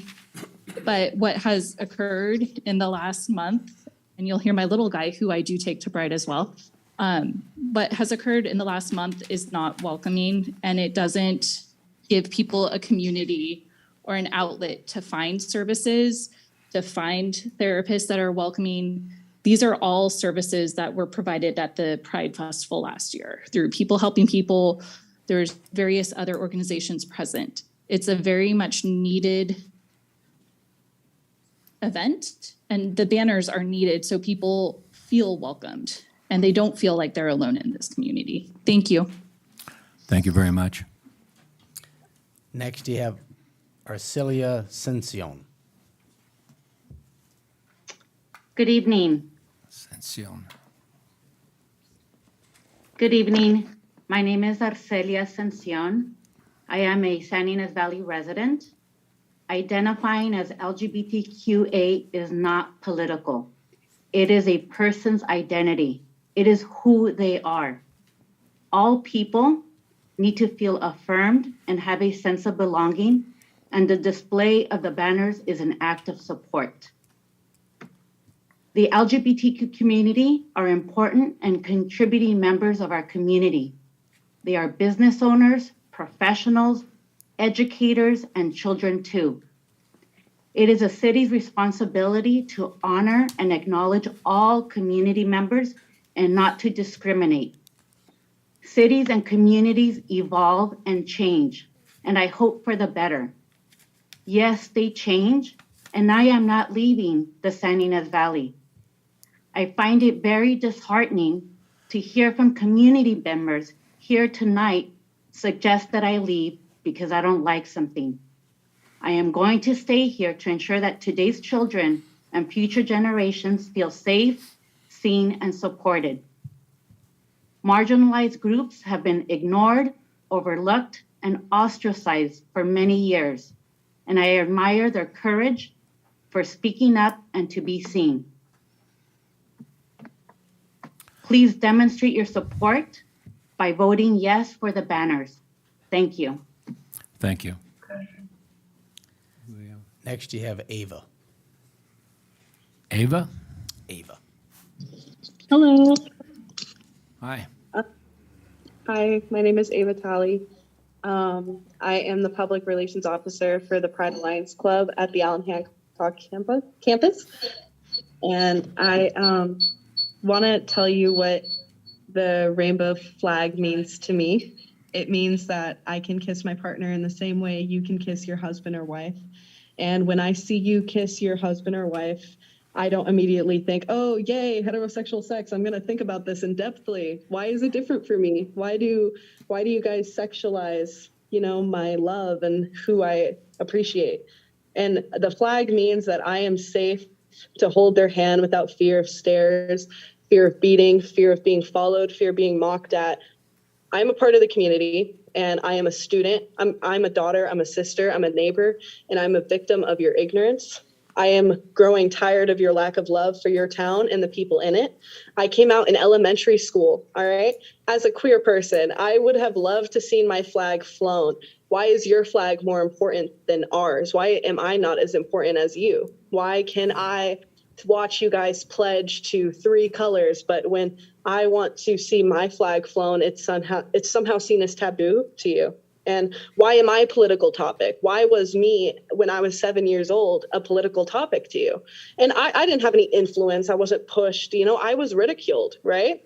So I just want to know, you say that we want to preserve the town's belief and its architecture and its history. The architecture is called Tudor, by the way, which I did not hear mentioned at all. You don't even know the actual name. And there's no beliefs, and change has been pushed and stood up for, and people don't just take it. Women had to fight for their rights to vote. Slavery was fought for. You didn't just take it. The people in power weren't just like, oh, okay, let's do this. You standing up for what's right is not a bad thing. And I don't think that you guys should, be like, well, just accept the decision. So slaves should have been accepted being slaves. Women should have just accepted Thank you being very house- much, Ava. Thank you. Zachary Del Rio. Zachary, can you hear us? Hi, I can hear you. Yes, I'm unmuted. I'm Zachary Del Rio. I'm a resident at Santa Maria. I'd like to just run by some statistics by all of you, just to give you guys an objective view of this situation. LA had a pride parade in 2019, which invited people from anywhere to come and celebrate. And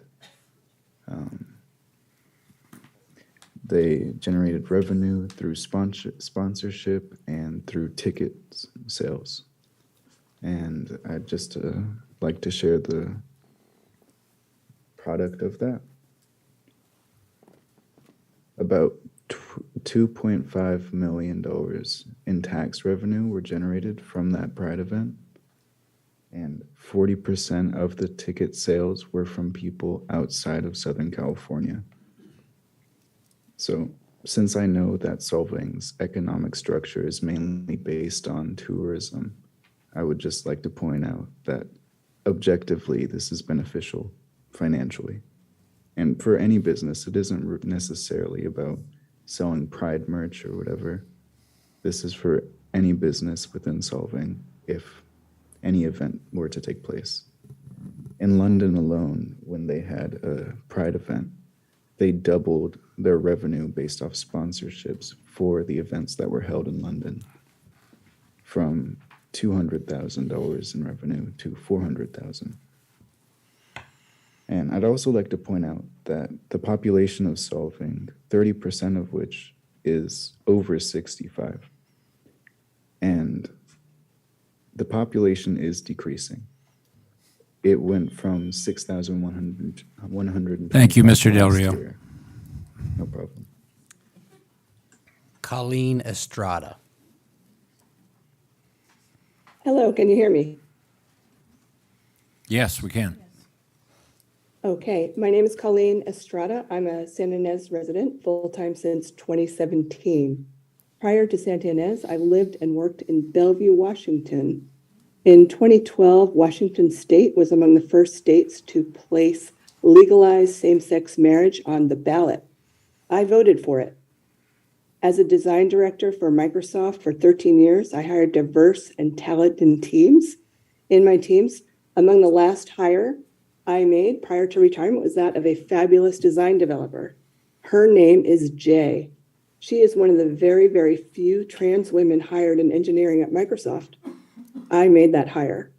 I have a gay nephew, gay friends. I'm actually telling you all this because I'm very dismayed at the way that Robert Clark has been treated. He has been vilified unfairly. And I guess you could just lump me in with him and call me a bigot in spite of my own knowledge of what I've done and who I am. Because I oppose the installation of the banners and crosswalks for Pride, because they're just not in keeping with the city's objective to not install political banners. Doing so will open the door for any group to petition the council, and if denied, will lead to more unnecessary expensive litigation, which is already plaguing Solvang. The dogged pursuit of this matter by the applicants is fomenting divide in our community. And the community supports Pride Month and the parade. Everyone's just kind of skipping over the fact that everybody's all for the parade, and it's been a very supported event. They just want to be able to have a voice and say, okay, but where does it stop? Enough is enough, or maybe it's never enough. And those are my comments.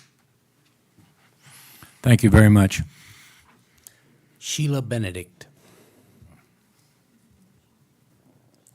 Yes, good evening, City Council. When I was a kid, raised in a very Italian Irish Catholic neighborhood, my father rented the apartment across the hall from us to two gay men. It was the best decision my father ever made. They were wonderful. They were marvelous neighbors. One of the younger ones used to play board games with me when I was a kid. I just grew up knowing that some men, they nominated women, big deal. I support the flags, and I think that Solvang needs to do it. Furthermore, before I lose my 2 minutes, I am appalled that a member of the city council, his language was so bad and represented the city of Solvang so bad. You want to censor him for the type of language that he used. I rest my case. Thank you, Sheila. Next. Marcos Alvarez. Hello, Council. My name is Mark Alvarez. I am born and raised in Solvang, graduate of Santa Ynez High School. My children have gone here. I just want you to please listen to the courageous young people who've come before you this meeting and previous and shared their stories. And please remember that majority of Solvang is in support of allowing these banners. It seems to me a small, minor, kind gesture that doesn't cost us much. It's not cracking the door open for a deluge, as some of these other talkers have put forward here, and I do support you voting for this. And please remember, the majority of us are in favor of this in this community. And if you want to have any tenure in your positions, I would consider this as you vote tonight. Thank you. Thank you very much. Jake H. Jake? Jake. Jake H. Okay. Do we have a connection? Okay, Jake H, can you, you're on. You're unmuted. Okay, let's go to the next person then. Jules Bianco.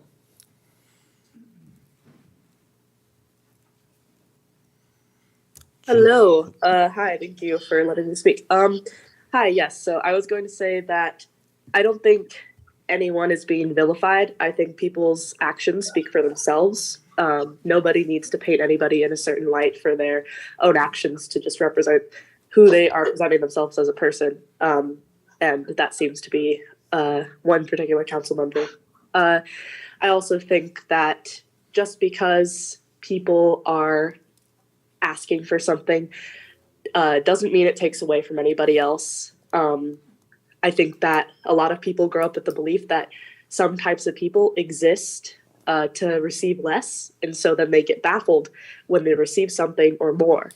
And that's not how it works. I think that people, they deserve to get something, and that just because, you know, we share, or there's, you know, there's not like a fight for resources. We aren't animals. We aren't, you know, in primitive times, we can coexist together. It's not like that. So I think just to keep that in mind, because I think people are very focused on the idea that they will be losing something if anybody who's different gains something. So, but yeah, I think those people will be held responsible for their actions, and I hope that that happens. Thank you. Thank you. Who do we have next, Brad? Vashti Wilson. Vashti?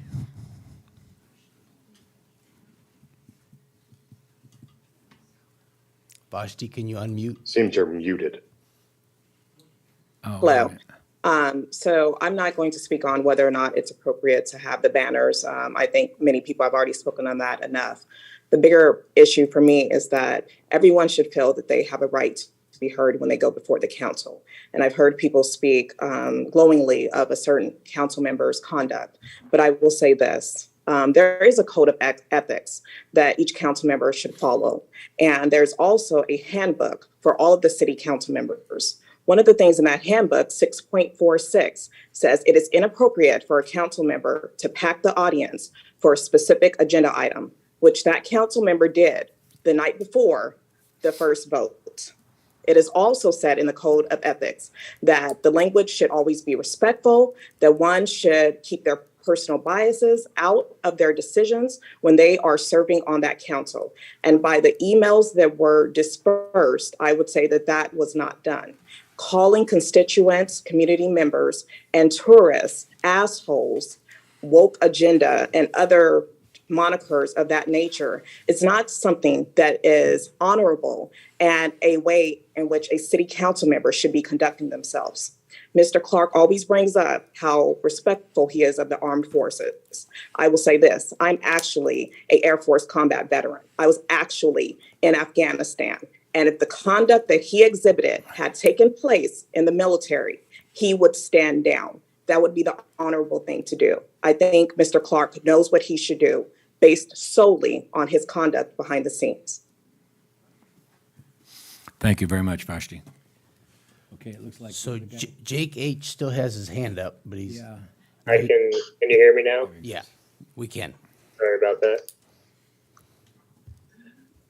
I am here mostly in support of the flags, but I'm also here because my restaurant, Craft House at Cork, was brought up by one of the city council members in the first vote. I was not aware that there was a vote going on, and I didn't think it was fair, never been addressed, and I think that it's been lost that this isn't political, that this is simply about people loving different people than you love. And I don't understand why it's an issue. It's 8 banners across an entire city. I mean, I don't know how many American flags are up in Solvang. I'm probably not going to ever notice how many pride flags are up. I just don't understand why we've had 3 city council meetings regarding this non-issue, this issue for people to be seen. We hosted a drag brunch before we were even open as a restaurant last June. SYV Pride had approached us and asked if it was my first drag brunch I've ever attended. Was it something that would be my favorite thing to do personally? No. I'm a heterosexual white male married. I mean, it's not necessarily my cup of tea per se. However, we hosted it. It was great. And most importantly, people there had a great time and were loving the atmosphere, each other. We had over 100 people on the wait list. And, you know, Robert's comments about GOP pressure shutting down the one in December, I'm not sure what the reason was. I wasn't really involved in why it was shut down. But I will say that I was personally afraid, given what happened in Colorado. I was afraid to host a Jake, drag. thank you very much. We appreciate your comments. That is all of the comments. Believe it or not, it's only 2 hours worth. So let's bring it back to the council. Excuse me, you told me to get back in line, and I did. May I speak? I apologize. Please do come up one more time. Sure. I do not appreciate that you shut me down the first time. My point was this. It was not to do with the banners. My point was I am absolutely humiliated to live in a town that is getting so much bad press because of the decisions that are happening on this council. That's all. We have a tourist town. How hard is it? That's all. I'm just ashamed of 3 of you. Thank you. All right, now let's bring it back to the council for comments. Anybody want to say anything? Okay, well, I'm going to make a couple of comments real quick. One of them is that you've heard several speeches on both sides of this, and most of them all came, a lot of the problems that comes out of this is if we allow this, what do we do with the next organization that wants to have something like this? That is the next item in under 6. That's 6B. We are going to talk about this policy that was that is in question right now. So we can't say what the decision's going to be, but we'll get back to that in a minute. So at this point in time, we have the staff report that asks for us to make a decision on approving the application by the Rainbow House for 8 banners for 2 weeks. It's nothing to do with crosswalks. There's no flags. This is strictly light pole banners. Do I have a motion?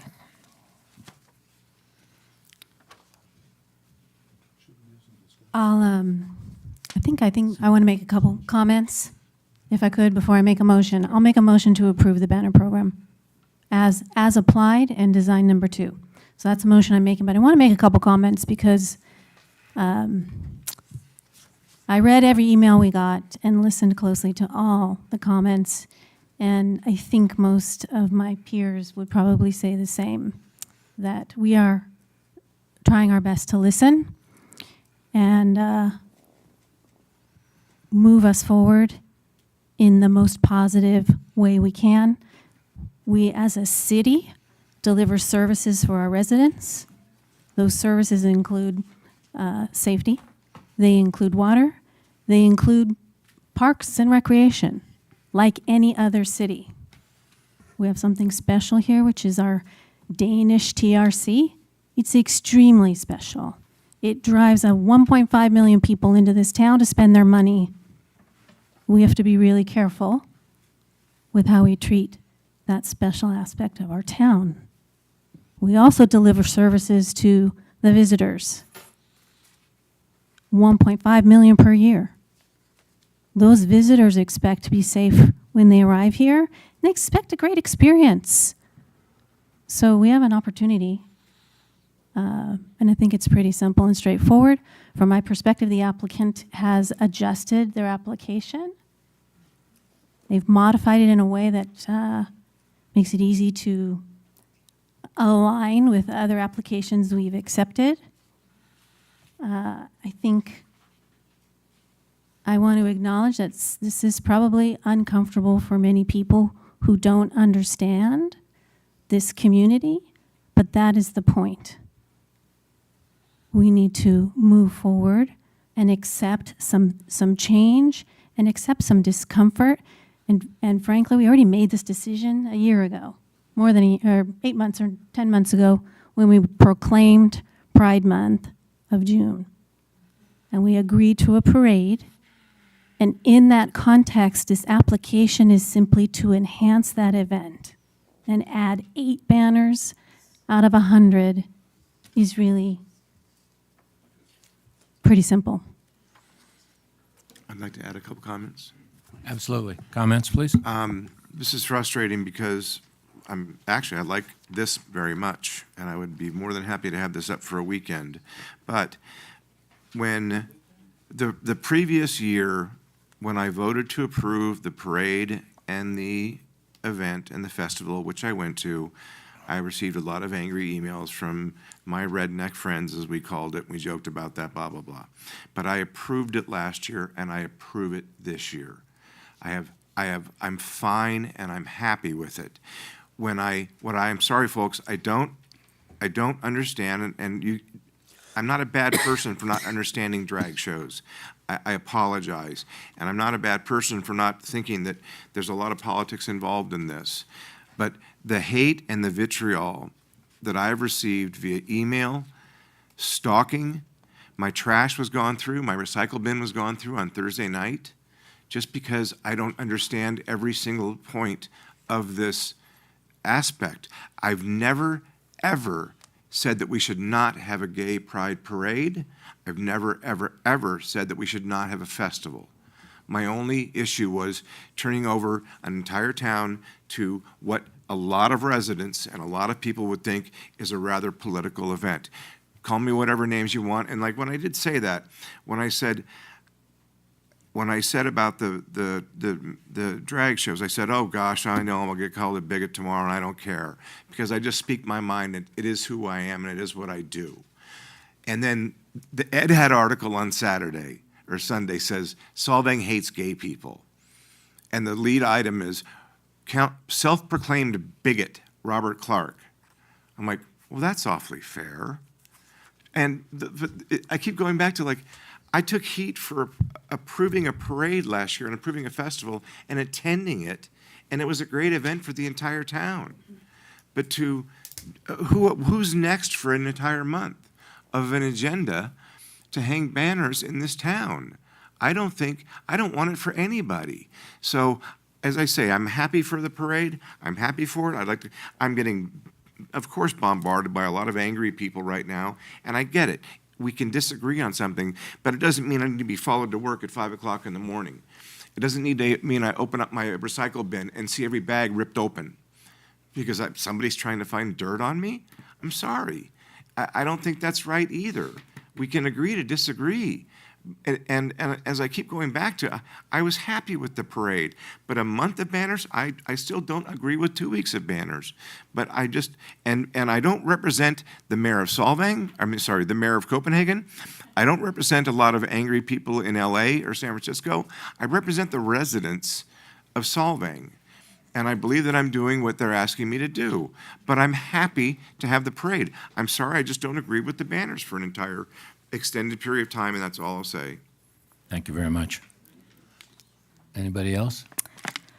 Well, I want to thank everybody that's here, that is sitting down through the meeting and speaking their mind. And I am just hoping that, as Council Member Elizabeth Orona said, that we can move forward it's impossible to take a decision that is gonna please everybody in many cases. And personally, I work very hard to do this. I am, yeah, you know, it's not enough to read the agenda. I actually went to school for this. You can probably tell that I would have loved to be a clown in Cirque du Soleil. I was all about theater. I was all about the circus. But in all honesty, yeah, thank you. I know that we all want the best for this town. What really bothered me about this is the assumptions that we make about people when they say something, when they say that they stand for something or against something. And I wish that we would all take a step back and a breath back, and before we say anything, we think about where this vitriol is coming from. Please consider that we all grew up in different times. We had different experiences. We grew up at times where some things were okay, some things were not okay. And while I feel privileged to have been able to live the life that I've been able to live, I realize that that's not everybody's experience. So just because we experience something as wonderful doesn't mean that everybody does. So it's important to listen. Mr. Clark, I appreciate your concern about the message that we send to children, whether this is targeting children. I can certainly understand why somebody would be uncomfortable about drag entertainment being directed at kids. And children are just so vulnerable. I wish that we would all wonder what message we're sending to our children with the media that is out there, the heroes that are celebrated in movies, in music videos, the pressure to look a certain way, to perform to a certain standard. Not just when something rubs us the wrong way for our own personal experience, but really in what other ways these things can be applied. So that's all I have to say Thank you. about that. Mr. Brown? I remember.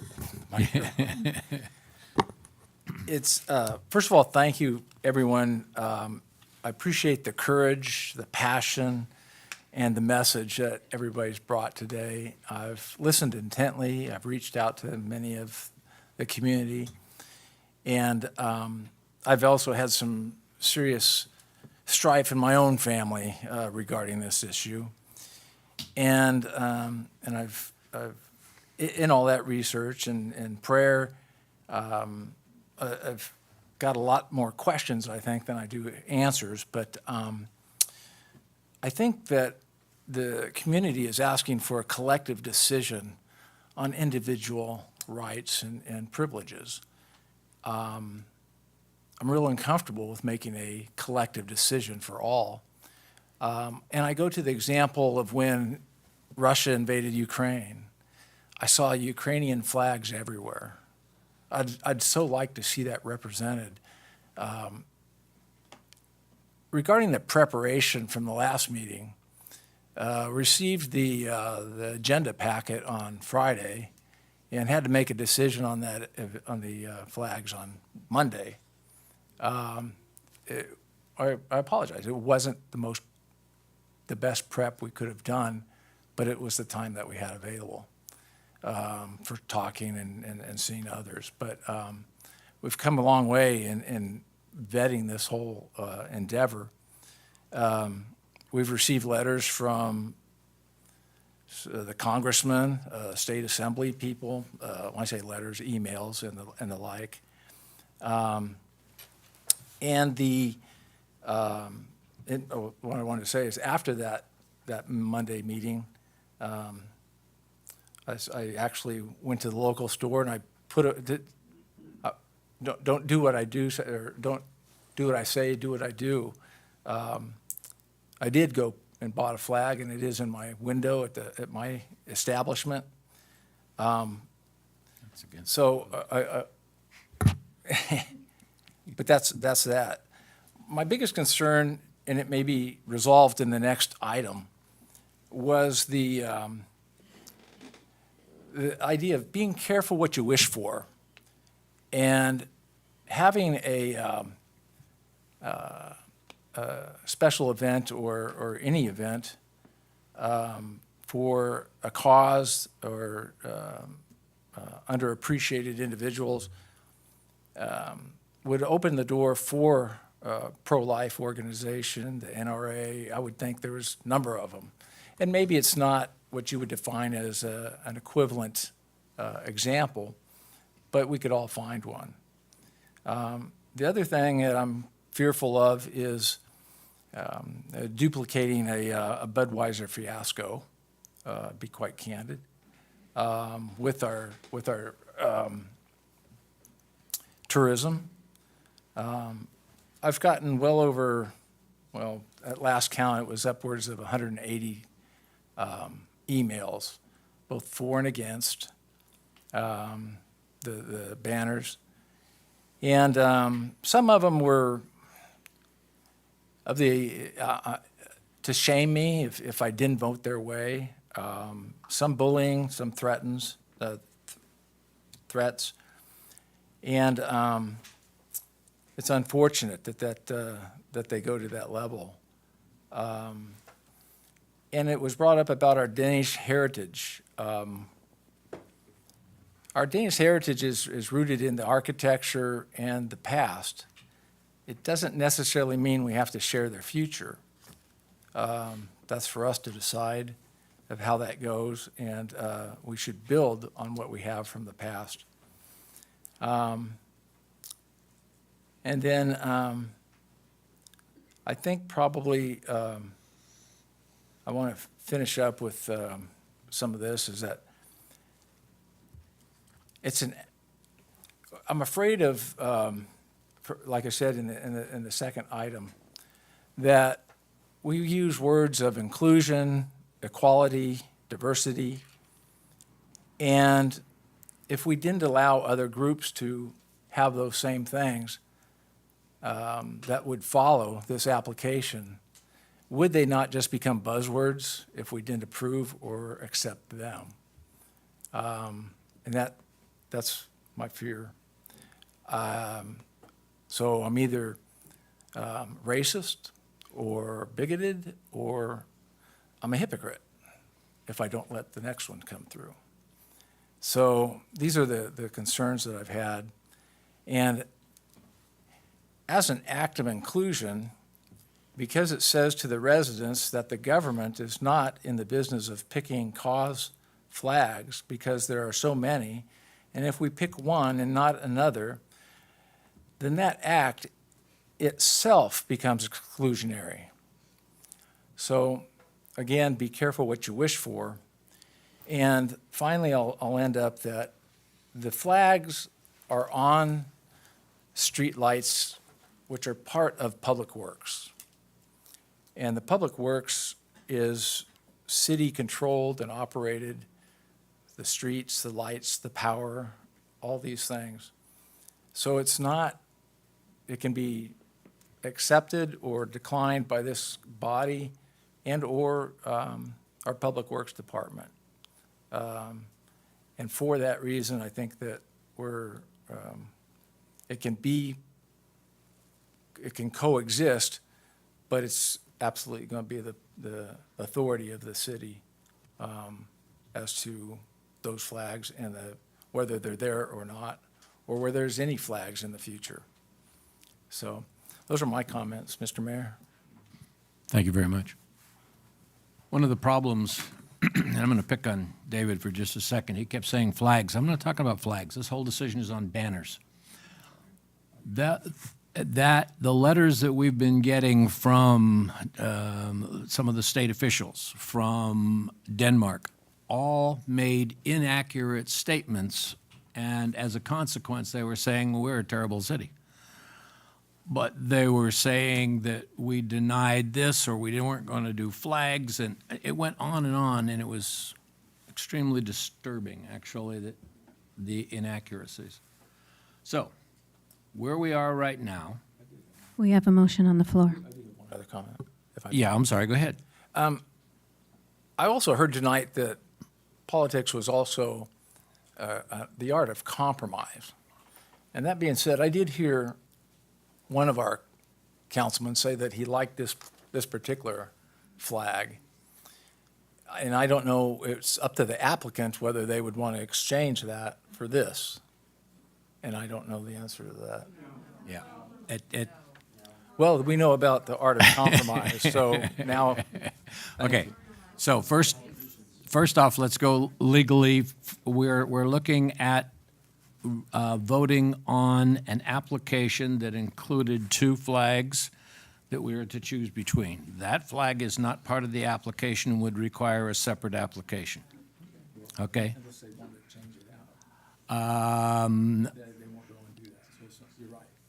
That would take a revision to the application, would come back another time. No, we don't want to do that. I don't want to do that. Okay, so we have a motion on the floor, and let me see if I got that correct, to approve the 8 banners for 2 weeks and use design number 2. Is that correct? Yes, that's the motion. Okay. Do I have a second for that motion? I'll second that motion.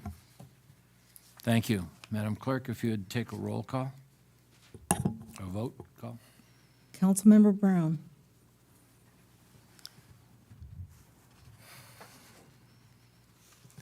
No. Councilmember Clark. No. Councilmember Claudia Arona. Yes. Mayor Pro Tem Elizabeth Arona. Yes. Mayor Infante. Yes. Motion passes 3-2. All right, so what you've just heard, ladies and gentlemen, is the decision will be on these banners for 10 days, 8 banners. It'll be option number 2 in the design. And this is going to roll over into the next item. We're going to go back to the original agenda, but it's going to go back, and we're going to talk about this policy that this is based on later on tonight. So at this point, we need to go to the consent, and we got a few minutes before we have to vote on extending. Let's go to the consent calendar items. Is there anybody on the council that wishes to pull anything off the consent items? You actually had your presentation No. was going to be the first item, your 3CE presentation. So. You're right, and he's been waiting a while. Yeah, so I don't know. Yeah, let's do You that. want to Okay. take a little break or let them clear out? While we get everybody out of here? Yeah. Okay, we're on break for about 7 minutes.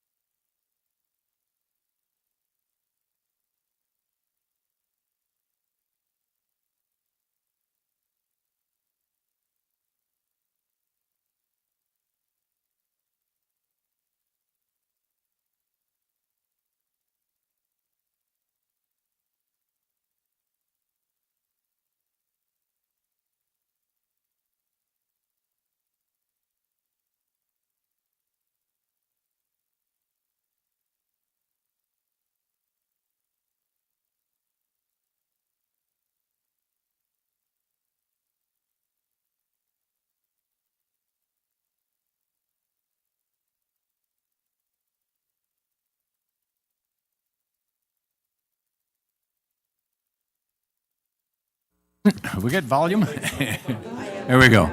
Ladies and gentlemen, we're going to resume, please. And we are going to go to the presentation that we had postponed so we could spend the last couple of hours talking to each other. So, can we? Yeah. Close the doors or something and get ready. Oh, he's right there. We have our presenter. Behind me. Okay. Can we, do we need an introduction? Madam Clerk, would you talk about what's going to happen? Well, tonight, folks, we're about to hear from our presenter on Central Coast Community Energy Annual Presentation. Please.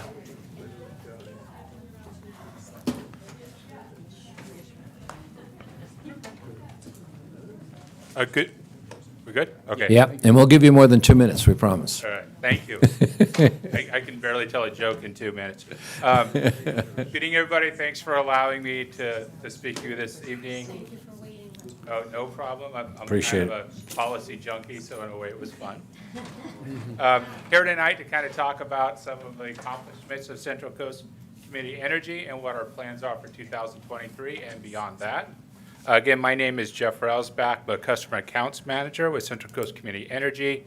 Among other things, my job is I do the outreach for San Luis Obispo and Santa Barbara counties.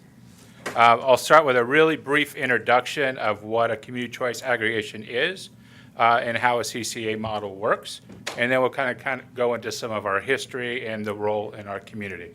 Next slide, please. Is this one? Yeah, that's it. Thank you. Kind of the way things work, a CCA, which is what 3CE is, we go out and we procure the energy out on the market, either by bringing in new resources or buying stuff that's out there. It is then sent out to your homes and your businesses through the investor-owned utility. In our area, of course, that's PG&E. And that goes, and then our role from there on is we are trying to provide clean and renewable energy.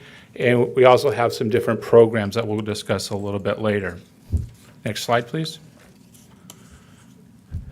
We started out as Monterey Community Power back in 2017 with the three counties up north.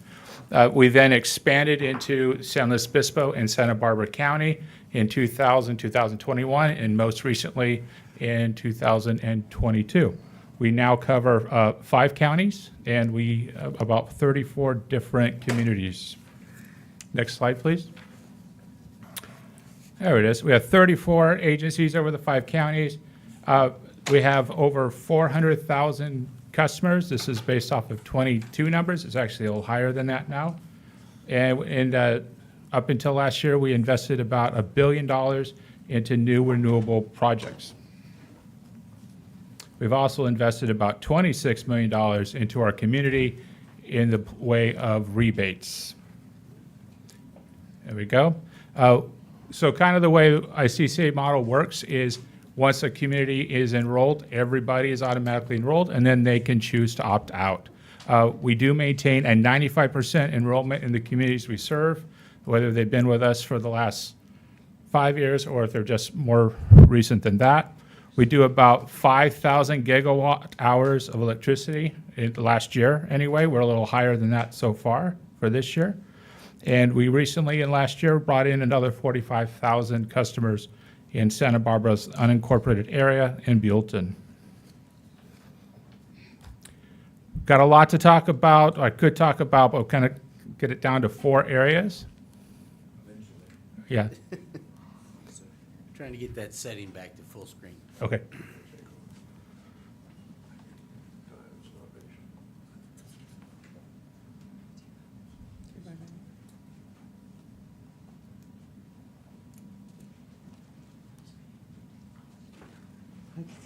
I could fake a lot of this while they work. So I'll kind of talk 4 main areas. One is local control. One is the competitive rates that we are offering our customers. our clean and renewable power programs, how we're investing in that, but also how we're investing in our community throughout the 5 cities and in Solvang. First of all, local control. We are run by 3 boards. One is a policy board and one is our operations board. These boards are made up of elected officials and your city and county personnel. So generally that's going to be your city manager, and I believe Claudia is on our policy board. And so depending on the size of the community, I believe Buellton, you guys share a seat with Buellton and Guadalupe, and it's rotating, but generally what happens in situations like that is there's an understanding that one of those communities is going to take the lead in that, and in this case, Solvang, I believe, is kind of taking the lead on those. So they're the ones who, these are elected officials, there's local accountability, they're the ones who actually make the decisions, who set our rates, what our programs are going to look like, how much I make. So it is local control. Hey, Jeff, what slide? We should buy just the next slide, I believe. Right there? Next one. There we go. So kind of, I'll give you a little, you'll see that kind of top line. Communities that have over 50,000 population, they get a seat of their own. Anybody else, it gets a shared seat on our boards. And so we try to make it as fair as possible. Yeah. Take turn. Okay, next slide. We'll talk about rates really quickly. You just slip on next slide. So we're really proud. In a couple years ago, when we started, our rate was based off of what the PG&E's rate, and we just discounted it by 2%. Last March of 2022, we went to cost of service. And so what does the energy actually cost us to provide it to the customer? In 2022, we were giving a savings of about 18% overall on generation rates to our customers. Currently, those rates are closer to 38 to 40% cheaper for the generation rates. Not because of anything we've done, it's just kind of the way that the market has been over the last 6 months. Next slide. So procurement targets, we are building towards something. Right now, we are about 50% clean and renewable energy. The way we define that is in 3 categories: solar, wind, or geothermal. I'm not going to pretend that there's not some controversy about what clean and renewable means, but that is the way we are defining it. Currently, like I said, we're about 50%. By the end of next year, our target is to be at 60%, and we should be at 100% clean and renewable by 2030. You kind of see the planned breakdown there. It's largely solar, wind, and a little bit of geothermal, which that's kind of geothermal is kind of an exciting thing. We get a lot of that from Arizona, Nevada, that sort of that area. Procurement mix, this is kind of where we are at the moment. We have 19 projects that we're participating in. About 5 or 6 of them, I believe, are online. This is not just solar, it's just not geothermal and wind, it's also a lot of storage. That is really kind of the key to us trying to figure out how do we keep your air conditioning on in August between the hours of 4 and 8 o'clock. We have the power to do it, we just don't necessarily have the power at the right time. And so we have a number of storage projects. You'll see the second one there, that standalone storage, that is actually uses air pressure to trap energy that we can release when we want it. Go ahead, next slide. These are some of the current projects that came online last year. And so you can see it's a nice mix of that geothermal, the storage, solar, it's all over the place. Wind. Most of this is pretty local. I think the Caso geothermal is the only thing that's out of state. Right now, this is handling about 22% of our low capacity on these alone. And these are, just to be clear, these are ones that we've actually gone out and invested in with other CCAs. And so these are long-term contracts that we have with them. It's just not going out there and buying existing green, clean and renewable energy. This is creating new projects that can be built. Next slide, please. Why electrify? Greenhouse gas emissions are a big concern for us. About 41% is transportation, so that's a good way to get it down. Glass appliances in your home is another 12%. Better health conditions, you probably have read some reports about gas grills in the house are kind of starting to be linked to things like asthma. I have a gas grill at home. I love my gas grill. Just please turn on your vent. It'll make all the difference in the world. And then, we making an impact there. We are hoping by 2030 that we can actually start getting to where we need to be. Next, we have a community investment. So kind of the last section here is these are some of the things we've been working on. We have an electric school bus program. We've got a little over, $1.5 million that we've done in that in the last couple of years. Electrify Your Ride program. This allows for rebates for electric vehicles and charging stations. They're pretty generous, especially on the charging station. And new construction electrification. The big target on this one is affordable housing that choose to go all electric. I believe it's $2,500 per unit up to $150,000 per project for affordable housing units. We also have Electrify Your Home, which is to help replace some of your gas appliances in your house, including your HVAC system. And that is a really generous program, and the contractors love that one. So here's the residential programs here: Electrify Your Ride, Electrify Your Home. New construction, if you're building an ADU in your backyard, there's money for that up to $5,000 as well. Next slide.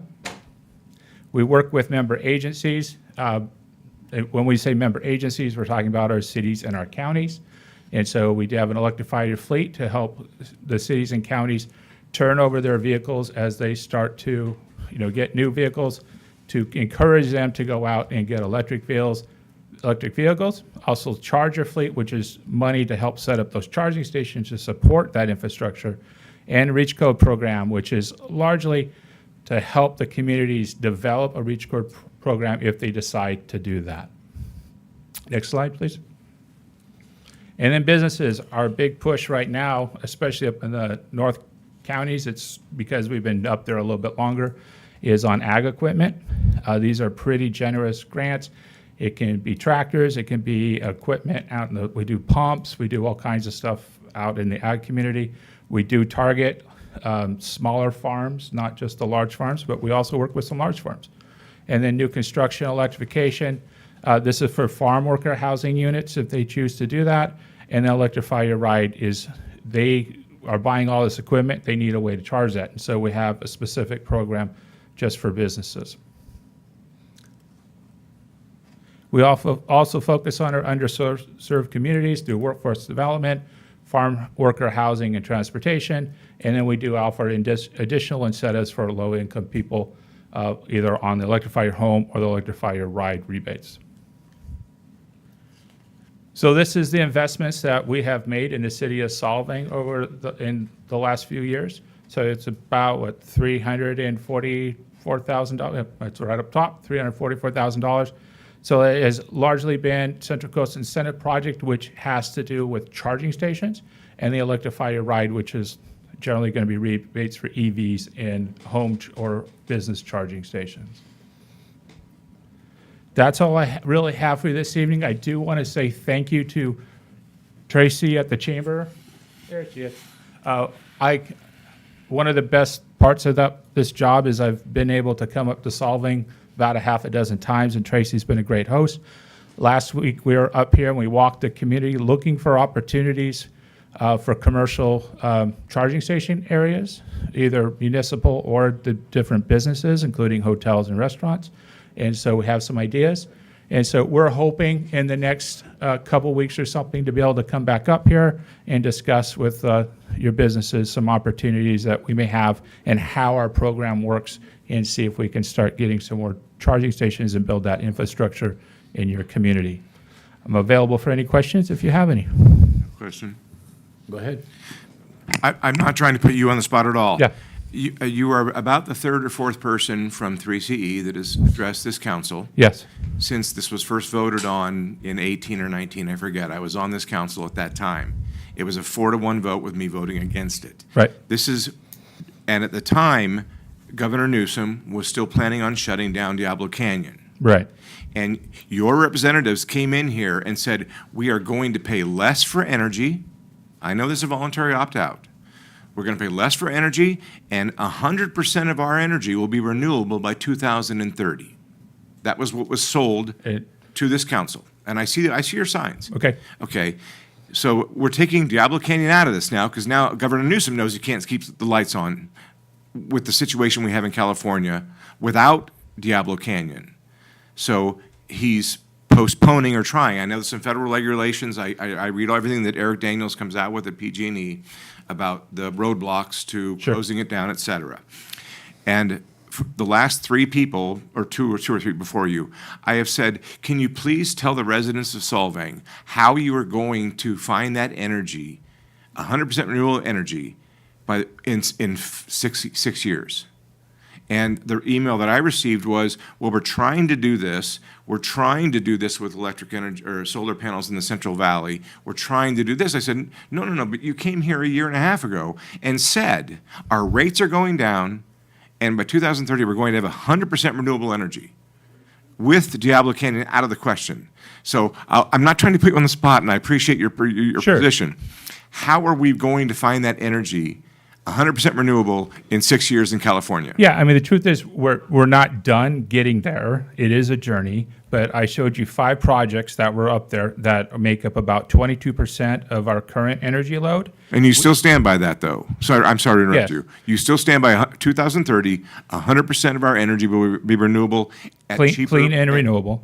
And at cheaper prices than we're paying. So I have not been with the company that far back. None of the presentations that I've ever done promised that it would be cheaper. We promise our goal is to be competitive, and we have always been competitive. And I'm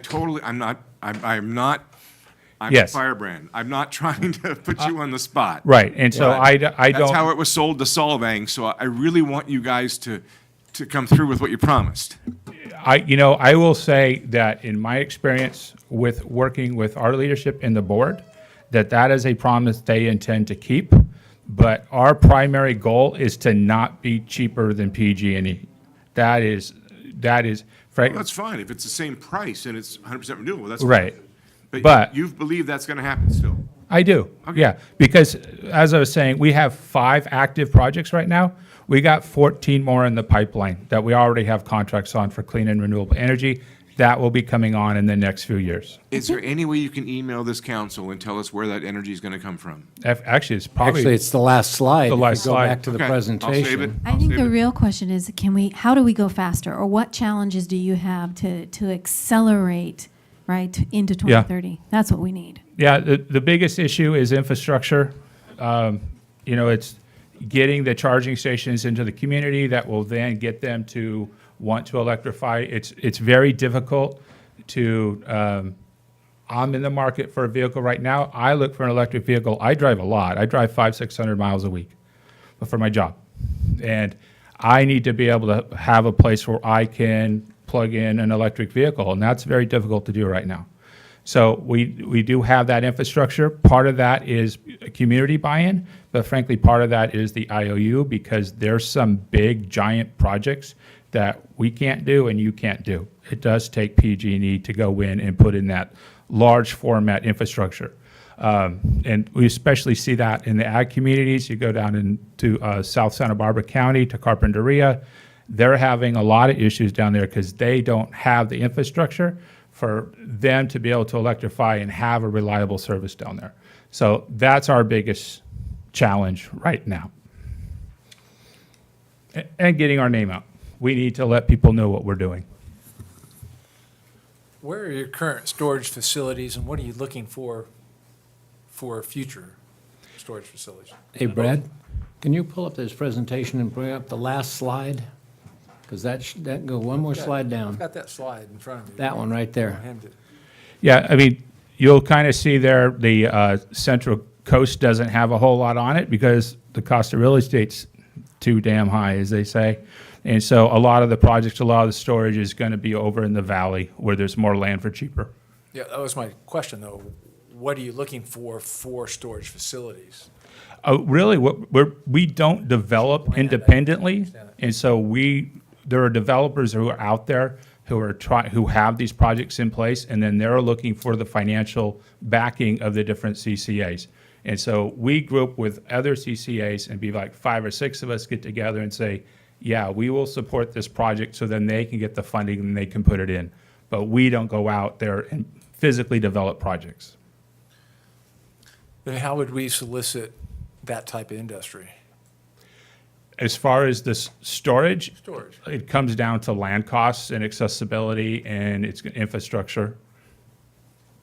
I mean, that would be the biggest thing, because you gotta, Are they looking like for enterprise zones or something like that, where it's, you're just out of my depth of field. I don't really know. I can find out. Thank you. Any other comments? I will give you one last thank you. I bought an electric car and got a $2,000 check in the mail from There you go. TCE. Yeah, I did too. Yeah. Mine was a hybrid even. They still gave me money. Wait a minute. I got chipped. I got a full electric and I only got 2,000? I had a much lower paying job back then, so I got the extra kickback. Okay. All right. Thank you all very much, and thanks for your support. Thank you. Okay.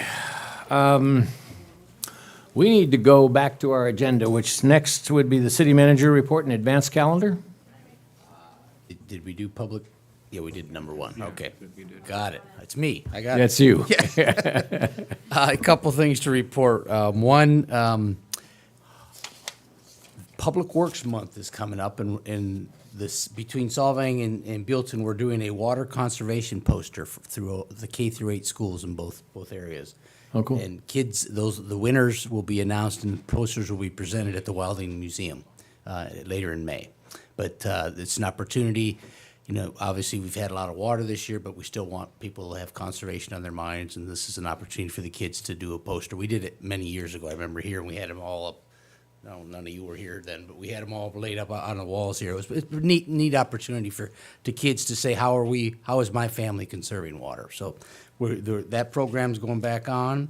Then want to let the citizens know in the Friedensburg Canyon area, that water line project will begin next week, and there'll be some traffic impacts to that as they start that project to replace the water line down Friedensburg Canyon Way. And then I wanted to report, we had said to you that we would be bringing back an item on the smoking room, but the business pulled out of that and said he's no longer interested in having a smoking room. So we do not have that on your agenda. So that item does not come forward this time. And then future agendas will be for someone other than myself. Oh, yeah, rub it in. As this is my last meeting. Oh, do you have like a pound sand or something stamped? So you got the Skip Mesa LMD assessment hearing on, and then the annual report from the Visit San Ynez Valley, Mittner Harnish, an amendment to the general plan contract, and the transportation plan for a list of projects updates. Oh, and then also a planning commissioner resignation. So you have an item to fill a vacancy on your planning commission next meeting. So, and that concludes my report. And can I ask a question on that? Absolutely. Okay, and the planning commissioner vacancy was Dave, correct? Justin Rodriguez. Yeah, I know. It's but Justin, It okay. but it was Dave. Thought that was yours. No, Oh, that was yours? No, okay. I appointed a progressive. Ah, So Dave has that appointment, correct? And then we vote on Dave's appointment. Yeah, that would be the All right, thank process. you. Just to clarify. But we'll bring an item back to, do you want to do applications? Do you want to, Or do you have a name? what process we you want need to to do? talk about it. Yeah. Thank you. Any other comments?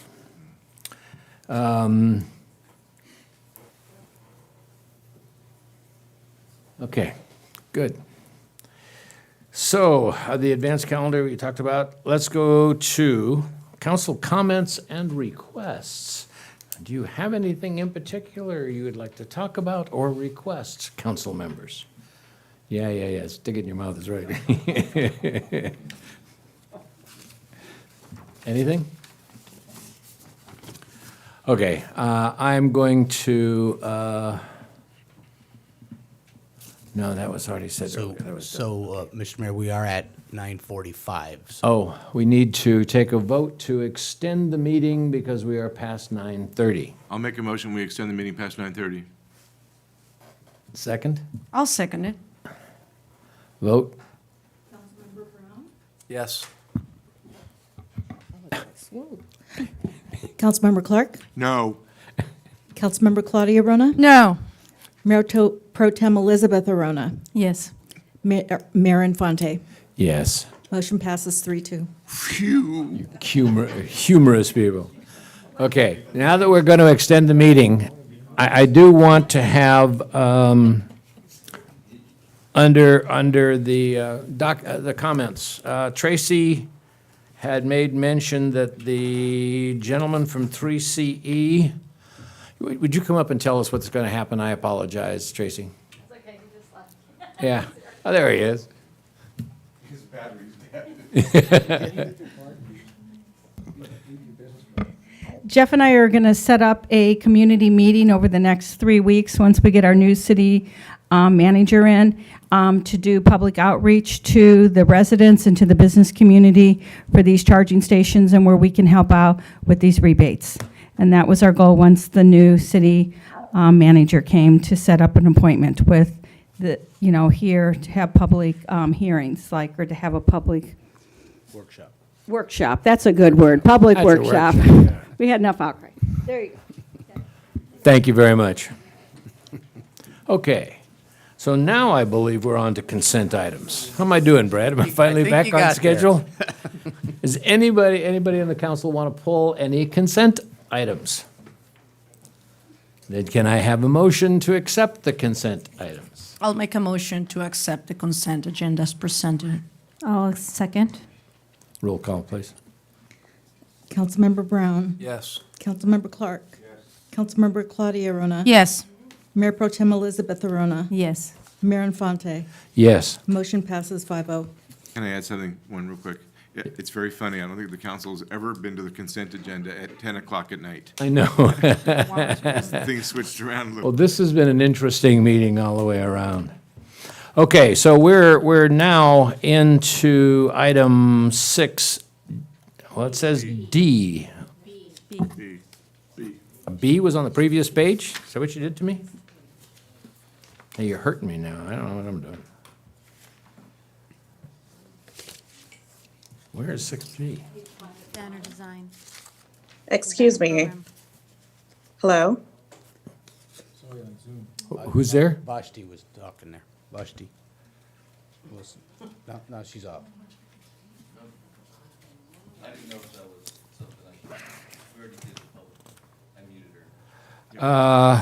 This is 6B. All right, that's, finally. My do you want- document's out of order and I'm confused. Vashti was trying to speak. I don't know. Well, on this, on 6B? I've been on hold here for about 3 hours and I have a child that needs to get to bed.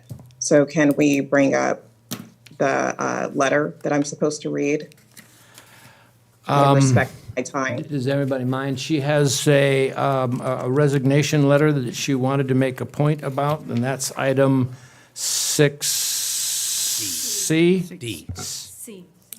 C is in Charlie, right? See?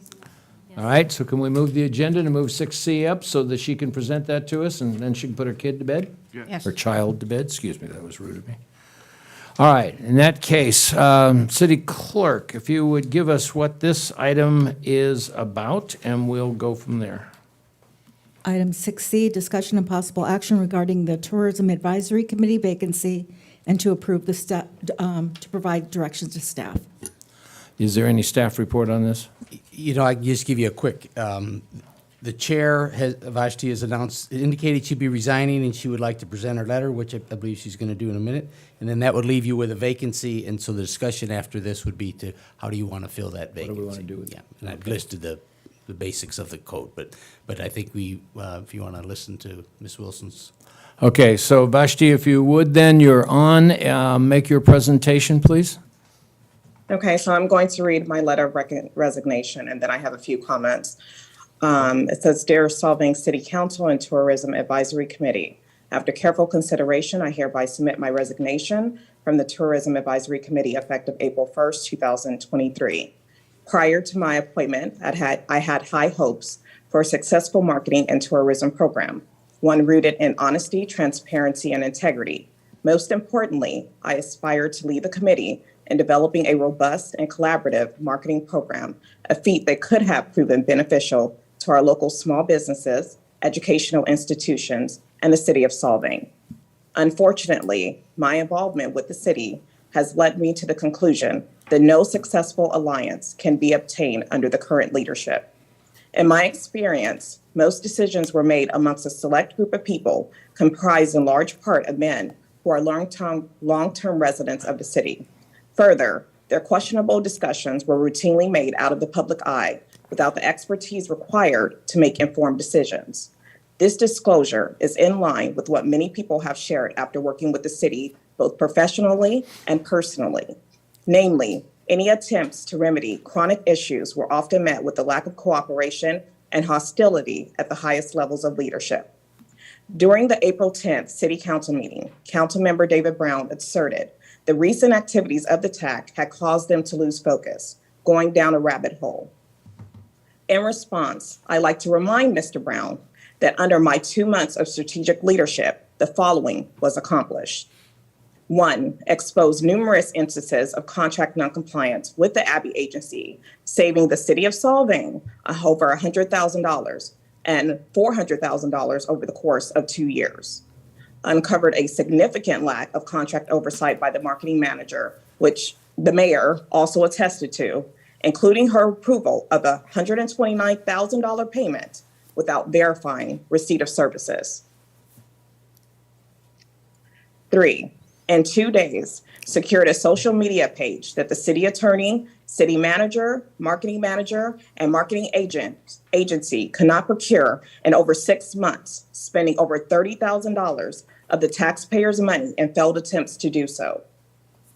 4, identified the lack of established rules of business as required by ordinance when the TAC was formed, meaning the TAC was formed and rules of business were supposed to have been ascertained at the first meeting, and that had never been done in the 2 years that this committee had been operating. And 5, revealed the practice of awarding contracts without due diligence and or proper opportunities for competitive bids.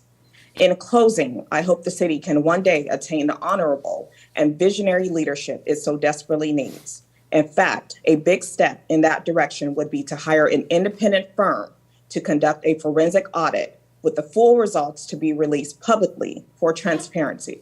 All the best to you, Vashti T. Wilson. So the 3 comments I wanted to make, because I saw a couple of articles stating that I had stolen the Facebook page from the city, and other remarks kind of to that end. To be clear, I haven't stolen anything. Actually, many of you tried for over 6 months to attain ownership of the social media page that I was able to do in about an hour and a half. I then tried to transfer it to the city and instructed the city attorney, the mayor, the marketing manager, and the city manager on how to take ownership of the page and to immediately get the page verified as a government business page. That was never done. I gave you all a week to do this. After a month, which is plenty of time to have accomplished that task, I went in to ensure that my name had been removed. And not only did I find out that my name had not been removed from those social media pages, but that an ad campaign had been created under my business account, and the page had not even started the process of verification as a business. So to be clear, that is what occurred and not my needing to steal a social media page. Actually, what the city should have done was thank me for being able to accomplish something that no one else was able to do. The second thing is that in the City of Solvang City Council Handbook, 7.8 says undue influence on staff, commissions, and committees. It says council members shall not attempt to coerce or influence staff, commissions, or committees in the making of appointments, the awarding of contracts, the selection of consultants, the processing of development applications, or the granting of city licenses or permits. So I bring to your attention once again the awarding of contracts, because in the 3 to 4 meetings that I had city council members, and particularly Mayor Infante, come to the meeting and implore myself and other members to make motions to hire a particular company for a contract. That was highly inappropriate. The last thing is the comment that was made that I saw in the records release. And it was calling people assholes that did not stand when the Pledge of Allegiance was being recited or hold their hand over their heart. So I take particular umbrage to that because I do not hold my hand over my heart. So let me say this. I personally was in Bagram, Afghanistan. I personally helped establish that base. I personally sacrificed my life to be able to ensure that every single person in this room, in this city, in this country could choose whether or not they stand, place their hand on their heart, or choose to sit the whole thing out. And I do not, in my opinion, have a place to be able to judge someone else's actions because you don't know what they're dealing with. I personally came home from Afghanistan sitting across from a casket of a fallen soldier for 14 hours. And I don't think that any person, any man, any being that never personally served in the military has the right to tell anyone else how they are to conduct themselves, especially a combat veteran. Thank you. Oh, last thing, Elizabeth Arona and Claudia Arona, I want to thank you for the way that you have served on the committee. I feel that you are always objective, looking at the facts, and you have served with honor, and I want to thank you for everything that you do. Thank you very much, Ms. Wilson. Appreciate it. Comments? Yes? What is today's status of the social media page, Facebook? The social media page are actually 2 pages. One has 31,000 followers, one has 11,000 followers. I sent a message to your city attorney approximately 3 weeks ago, telling him that he needed to meet with me about the fact that my business account had been used without authorization to create an ad campaign, and that he needed to meet with me to discuss that and for me to get the page transferred. His response told me that he wasn't playing this game and to do whatever I wanted to do with the page, and that was in an email. Brad Vidro, your city manager, then reached out much more respectfully, and I responded to him and told him I'd be more than happy to transfer those pages when I am compensated for the monies used from my business account for an ad campaign that I did not approve, and the extra hours I've now had to put in to oversee this page, as you guys had no one who knew how to handle it.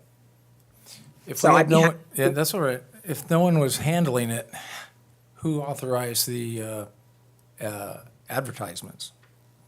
So what happens is when it's transferred, my name was still on there and it was still under my business account. What needed to happen was really someone who knew what they were doing, but they needed to take ownership of the page and remove my name and business account from that. And that's not what they did. I don't know if it was your former marketing manager or your attorney. I'm not sure who did it, but they created an ad campaign and they created it under my business account. I don't know who did it. Can I jump in here? Because I think we have been very confused, the city has, in executing the completion of the Facebook transfer. And I was copied on those emails where Vashti handed over the original step, which was handed over the Facebook credentials, and we were responsible for taking the next steps to complete the verification, and that's what never happened. What we don't know, I'd love to know, but what we don't know is how an ad campaign was generated while that Facebook page was in limbo. And I think what happened is we had prepaid under invoices to Abby, prepaid media, which was ads on 3 different platforms. What I think happened is we probably, in an automatic way or without execution from any particular person, the ads just ran. and they hit whosever page was current status as ownership, and that was probably Vashti. The reason I'm bringing this up is because we still do not have, after asking for it several times and the TAC asking for it several times, an actual audit or assessment of what Abby turned over to us as their exit. And even a simple ask, which was what media ads did we prepay for? What got run? And are we owed any credit for what did or didn't run? We still don't know. And what are the amounts that the city owes you for the ads? I'm Have you submitted an invoice or anything like that? Yeah, sent Brad an invoice. I spent many more hours because I actually cleaned up the page. No one had responded to comments since July 1st of last year. So there were a lot of spam comments. There were a lot of comments that had never been responded to. I cleaned up and spent many hours cleaning up everything for those. It's not just one page, it's 2 pages, and getting everything. There were 11 owners on that page from past people who had worked for the city or agencies you all had hired. So I spent a considerable amount of time doing that. I only billed for 25 hours of my time, having to go above and beyond after this page was supposed to have been transferred completely. And it was approximately $1,200 that was spent on my business account for an ad campaign. What happened, and Elizabeth is correct, Abby took their business account away. And so the marketing manager, probably not even realizing this, went and created, well, I don't know who did it, but I can guess, went and created an ad campaign, and those charges hit my business account because we were both owners or admins on the page. So the first thing that should have been done, which I said in 7 different emails, was for my name to have been removed. And the second thing is that page should have started the process of verification immediately. That wasn't done ever. So anything that happened with that page and the fact that it has not been overseen properly hits my business account as a negative point on my record. That is why I had to suspend the page, because there was nobody properly overseeing it. The page is live now as of today. Thank you for your service to our country and your efforts volunteering for the TAC. I appreciate that. Thank you for saying that. You're welcome.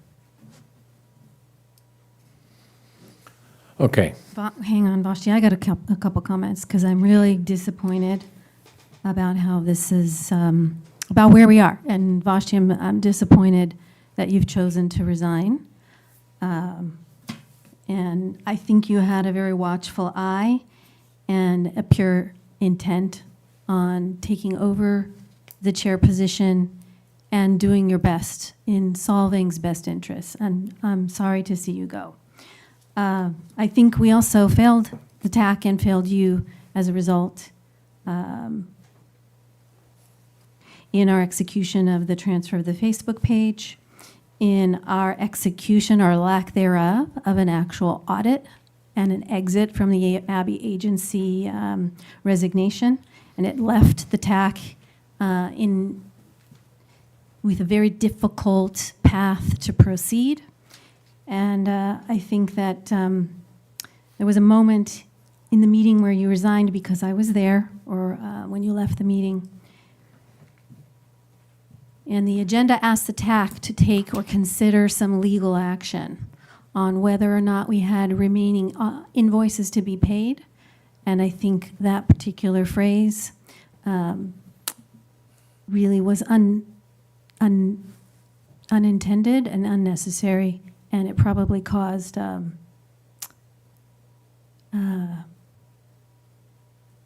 confusion for the TAC at that moment.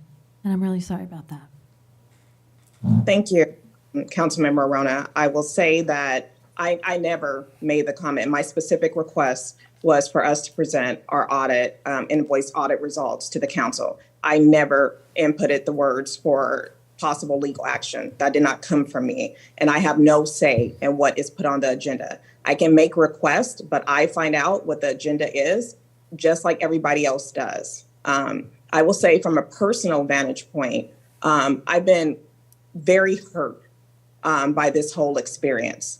I was personally reached out to by former Mayor Charles Ilrig last year about overseeing the marketing department because he felt that my qualifications would be a great fit.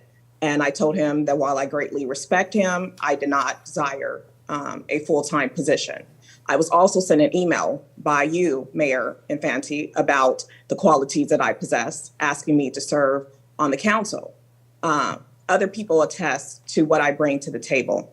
And I say that because I'm a person that is hardworking, I am thorough, I'm astute, I'm very good at what I do.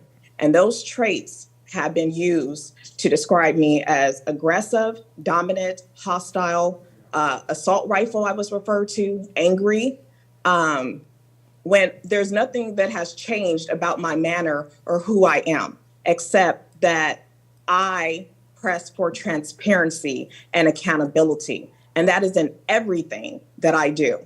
And holding that line, I was attacked. My personhood was attacked. My businesses were attacked.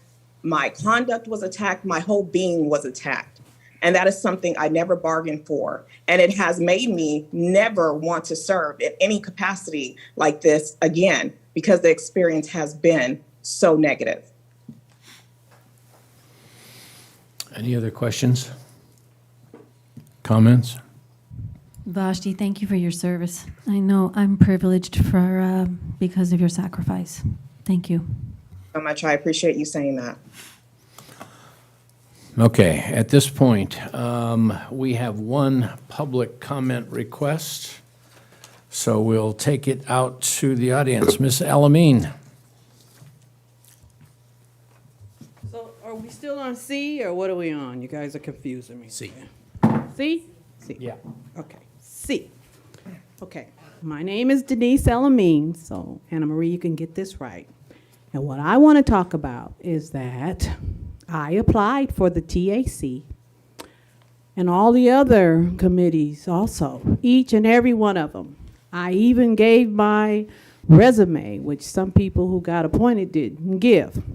So I'm probably the last one in the bucket. And let me explain something to you. I won't resign. I'll be able to work with each and every one of you. I'll have my own agenda and it'll work in with your own agenda. I just want you to know that you should keep going through the pile and pick the people who originally applied for this job. Because I think that listening to you guys, and I come here almost every day, I think I'm just as good, if not better, than some of you guys. Now, some of you might not agree, but hey, all I need is 3. So I just want you to know, Denise Elamine would like to be on the TAC. And if any other vacancies come up, I think the design committee, if it comes up, they get paid now. I'll go for the paid job. And there's another one coming up for the planning committee. It's already there. I applied for that also. And if one of you guys resign, I applied for that too. So I just want you to know that I'm available. I have nothing to do. And I would be more than happy to serve. Say the Pledge of Allegiance to that flag every single day you want me to. I love Solvang. This is a place to be, and I just love it so much. And I want to thank you guys so much for your hard work. You make me proud. Thank you. Thank you, Ms. Alameen. All right, we'll bring it back to the council. There doesn't appear to be anybody else online. Do we have anybody else online?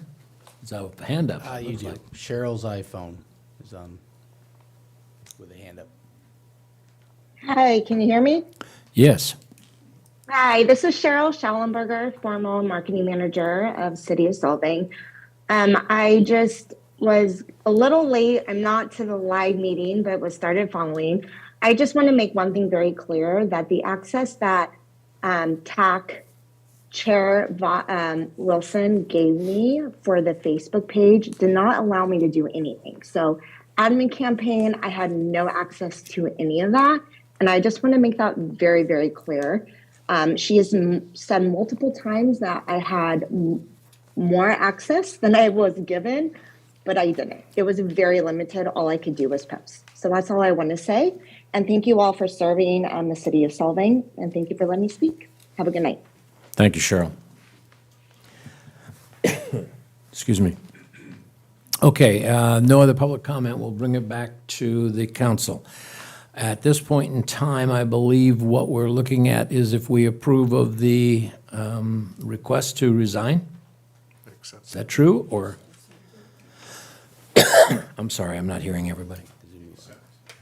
Accept it, all right. I'll make a motion that we accept Vashti's, and I appointed her, and I appreciate her service, and I'll make a motion that we accept her resignation. I'll second that. Roll call, please. Councilmember Brown. Yes. Councilmember Clark. Yes. Councilmember Claudia Arona. Yes. Mayor Pro Tem Elizabeth Arona. Yes. Mayor Infante. Yes. Motion passes 5-0. There is one last comment. Actually, this says discussion Right. for the vacancy to provide direction to staff. That's what we're looking for. Do you want to do? I would like to suggest, and I will ask the rest of the council members, that we don't give any direction to staff until we have the joint TAC city council meeting, when we can decide what we want to do, how many people, all of those issues that we have coming up. Is that acceptable to everybody? Yes. Yeah, that makes sense. Excellent. So we do. Staff has direction then. We have direction, good. And we don't have a date for that meeting yet, but we're looking at it right now. Brad, thank you very much. Hey, Brad, just confirm, we are on hold with the TAC for any meetings. Yeah. Even though we don't have a May date. meeting was canceled, yes. Yeah, I've let the them May know. meeting's canceled, so we are assuming we're having a meeting for this exercise in May, and Yes. then they'll resume. Okay, great. Okay, now I believe we can go to 6B. We're way out of order. Boy, this is the reverse alphabet. Yeah, it is a reverse alphabet. Ms. Clerk, if you'd tell us what this one is about. Discussion and possible action regarding streetlight banner guidelines and application. Staff report? All right. Good evening, Mr. Mayor, council members, members of the public. At the April 10th, 2023 City Council meeting, City Council asked for the streetlight banner guidelines to be placed on the City Council agenda and give council the opportunity to review the guidelines for possible modification. A little bit of history on the streetlight banners as a background. On November 8th, 2010, the city manager brought the pole banner policy to council to discuss and provide directions on establishment of a pole banner policy. The banners were historically handled by the Solvang Conference and Visitors Bureau. With the increase of interest in the banner program, the city determined it would make most sense to develop a policy, allow outside users to request banners through an application process with the city. The council directed staff to return with a policy for council consideration to include the following elements: specifications for size, material, and shape for the banners, design criteria for graphics test on banners, location for special banners versus regular banners, prioritization criteria for selection of new banners, application approval process, maximum minimum duration of installation, indemnification requirement, and fees. Throughout the years, the application and guidelines have slightly been updated to follow appropriate staff, update city logo, update drop-off location, and general ease of configuration of the application and guidelines, but the eligibility language has remained the same. The last review of the guidelines at the March 28, 2011 City Council meeting, city staff brought the guidelines and policies to council for approval for the streetlight banner program, and it was approved as presented. The staff report and minutes from that meeting are included as an attachment. The current policy and process for the new applications are as follows. The purpose of the streetlight banner program is to assist the advertising and promotion of destinations or events that support tourism in the city of Solvang. Approved as a part of the Streetlight Banner Program, our City of Solvang sponsored special events and designs promoting Solvang's Danish theme. This program is not intended to support political or religious purposes or purposes primarily involving private financial gain that do not promote tourism or the City of Solvang. All the organizations wishing to participate in the program must submit an application which includes their banner design and be approved by the city prior to installation. The city encourages events promoting various holidays and seasons throughout the year.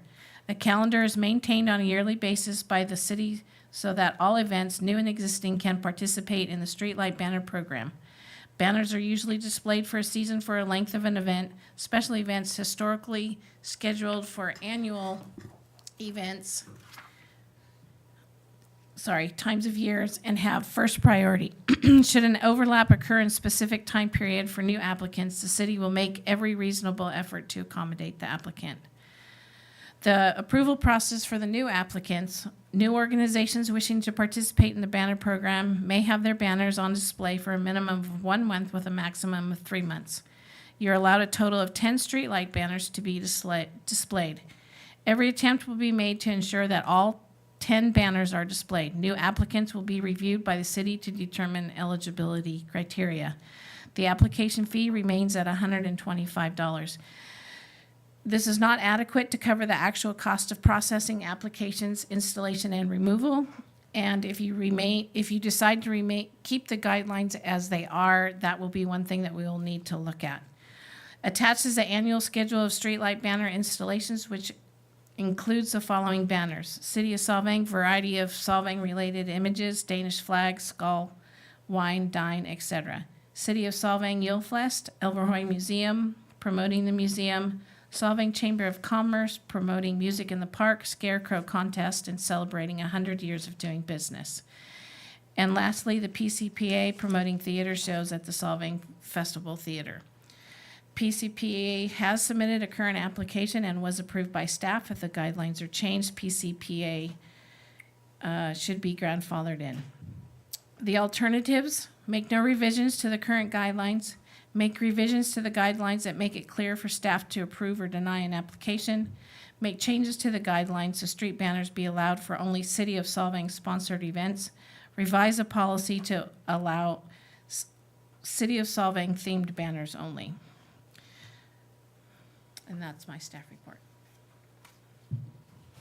Questions of the staff report? I do have a question. I recall maybe there was an instance where the Rondo bike race had banners displayed. Do you remember that?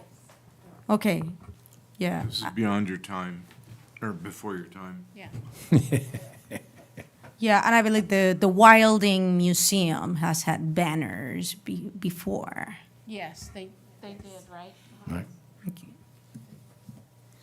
Those are sponsored organizations. We pay them, we give them money. We gave money to the Rondo. The Rondo came and used our city's infrastructure to run a for-profit event, and we also gave them money for it. Do we know I that? believe so. Didn't we get money for that? That I Give or That get? that was between, during my retirement. Okay. How do you say I don't This- care? How do you say I don't care enough? Yeah. So what I'm getting at is that this needs to be clear. The problem that I had with previous applications is that by looking at the precedent, I don't think you can fairly say no to somebody if there's precedents of other nonprofits organizations, galleries, and we could argue if a museum is a gallery or vice versa, or an event coming from out of town that uses us as a venue. This has nothing to do with it has nothing to do with culture or anything. And I'm nothing against bike races, but it's a for-profit venture. So Except they brought 19,000 people into town. yeah, well, you can argue. Yeah, never, I'm sorry. Yeah, you can argue whether something promotes the town or not because it does advertising or it puts it out on social media. So again, vague language. So I think we need to look at that. And I also wondered if we say city-sponsored events. What does that mean? Because allowing an organization to have an event at the park, is that considered a sponsorship because they're using city property? Or does the sponsorship mean that you're partnering them? How are you helping them with production costs? Again, just looking, tossing ideas for clarification. And Ivy is canceling Deltopia. So, I mean, where does it say here you can't put up Deltopia banners and promote Solvang as Deltopia?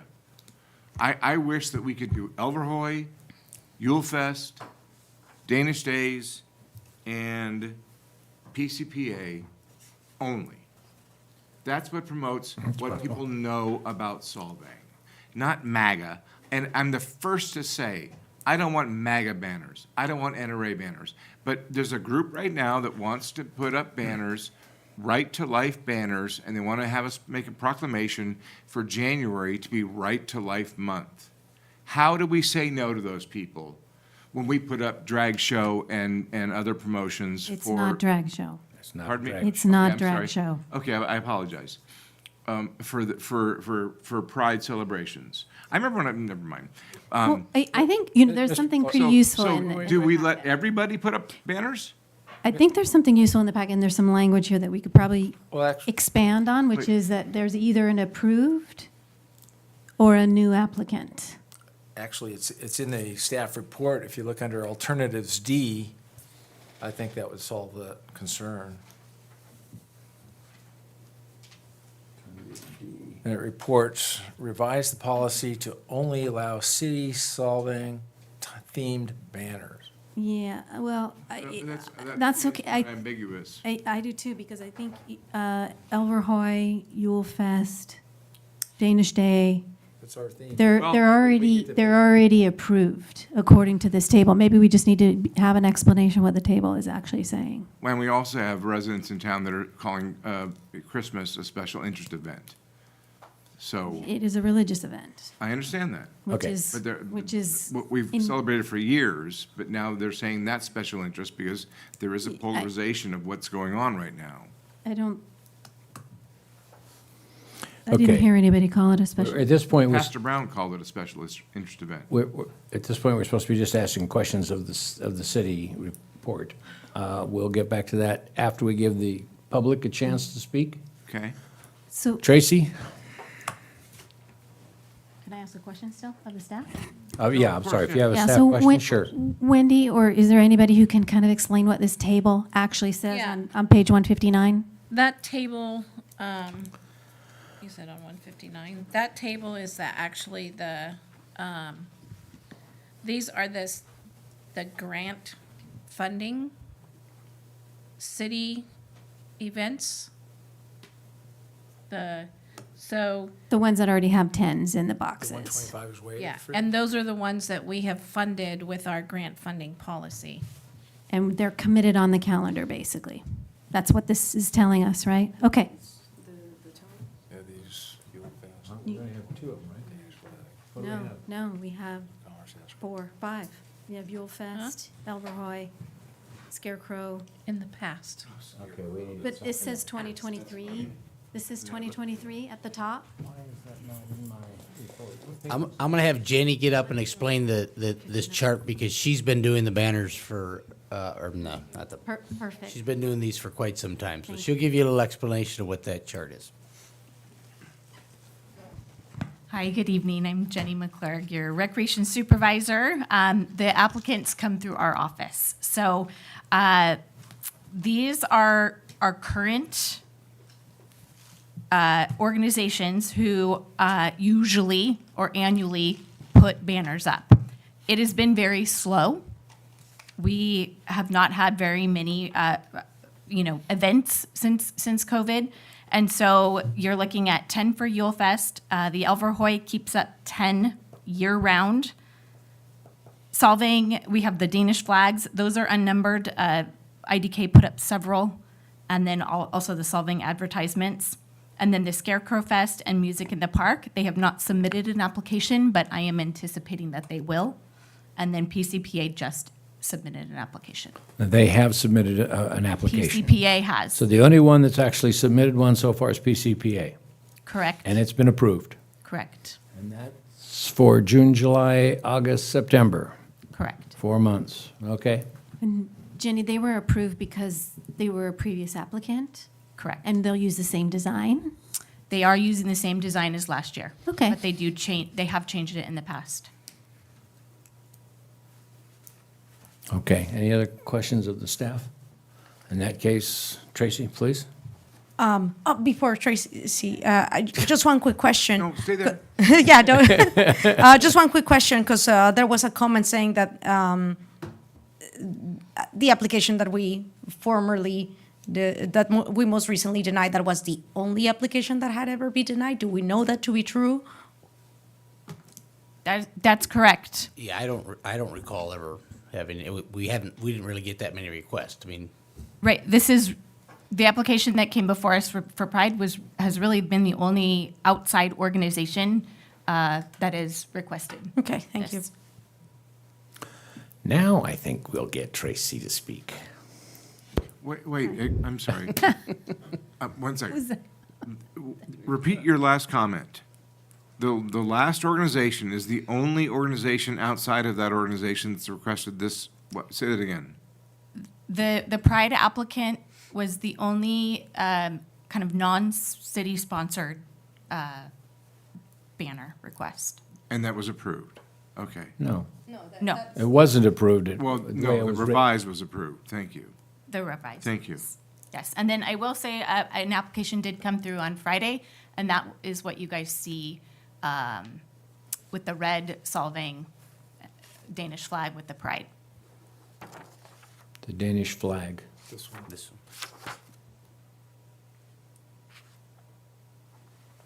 But that was in an effort, I think, to improvise what I the thought Pride that was. Yeah, I thought that was to replace the Pride thing. Correct. Okay, all right, we have to, are we ready to ask Tracy one more time to speak? I'm sorry. Thank you, Mr. Mayor. Right now, I'm going to say we have a street that is Mission Drive. Mission is an opportunity for us to make more funding, to put the right kind of flags on there that the city would approve for tourism. It's an opportunity to say that is the premier spot to put flags for organizations, but there should be a upcharge for that. I have no problem not having my flags on Copenhagen or not to have it on Mission. I think we want to have people more in our parking lots where they can see music in the park. You have some opportunities when you're looking at flags to look at Copenhagen, looking at parking lots that really just affect people that are already here. But when you're looking at Mission Drive, Mission is just like downtown State Street. It says an opportunity to really promote a nonprofit, but they do pay for that to put them up, where the city, as you said, at $135 for the application fee is a little vague for us. We're given an opportunity to do that very gracefully from you all. Sometimes the chamber is not sponsored. We have not been sponsored on Music in the Park for the last 4 years. We do pay. I feel like we get a great wave from you to pay that fee, but Music in the Park is sponsored by the Chamber of Commerce itself. You all have enjoyed the Music in the Park. It brings tourism to town for the day. It puts people in our restaurants and our businesses. So I think that is something I want you to look at as we talk about some of these. We've also had a walk, shop, wine, dine program. We've had Shop in the Heart, which has been Solvang's signature for the last 5 years now. Shop in the Heart of Santa Barbara County, Shop in Solvang. We've had flags for that. So that's what the chamber is. It's promoting economic development on our flags when we do put them up. I would agree the 100th year has been up for a while, just like some of the other flags, but at the same time, when we put a flag up at the chamber, it does mean something to this city and to the community, and we do pay a small fee to you, but I would consider thinking if you want to put more flags up and it's a cost to the city, use Copenhagen just for our locals to use, because that's where they're down there, but use Mission as an opportunity as people are driving through to say what people want to say on their banners a little differently. So thank you for that opportunity. Thank you, Tracy. Anybody else wish to speak on this? Yes, please. Hello, hi. I'm Dr. Cynthia Matthews, yet again. I'm here on the behalf of our community.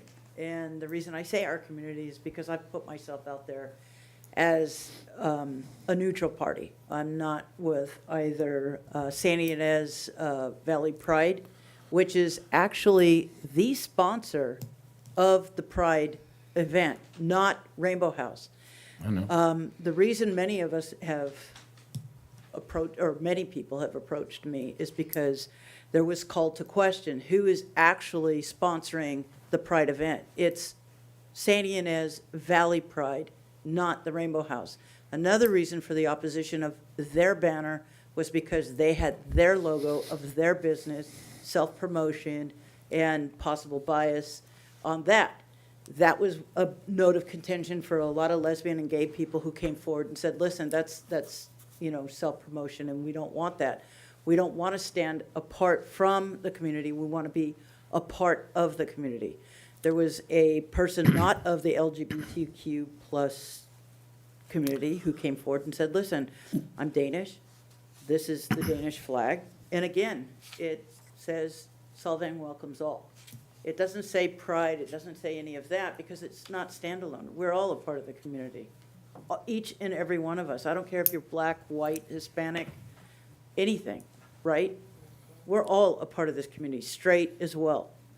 And with this, it shows the Danish heritage. This goes right along with the flags that are being hung now. And in fact, I would actually encourage you to take a step forward and say, listen, we'll post this the whole month of June, because we want to prove that Solvang is standing behind not only the gay community, all of us that reside here, all of us that come to visit, and it promotes Solvang.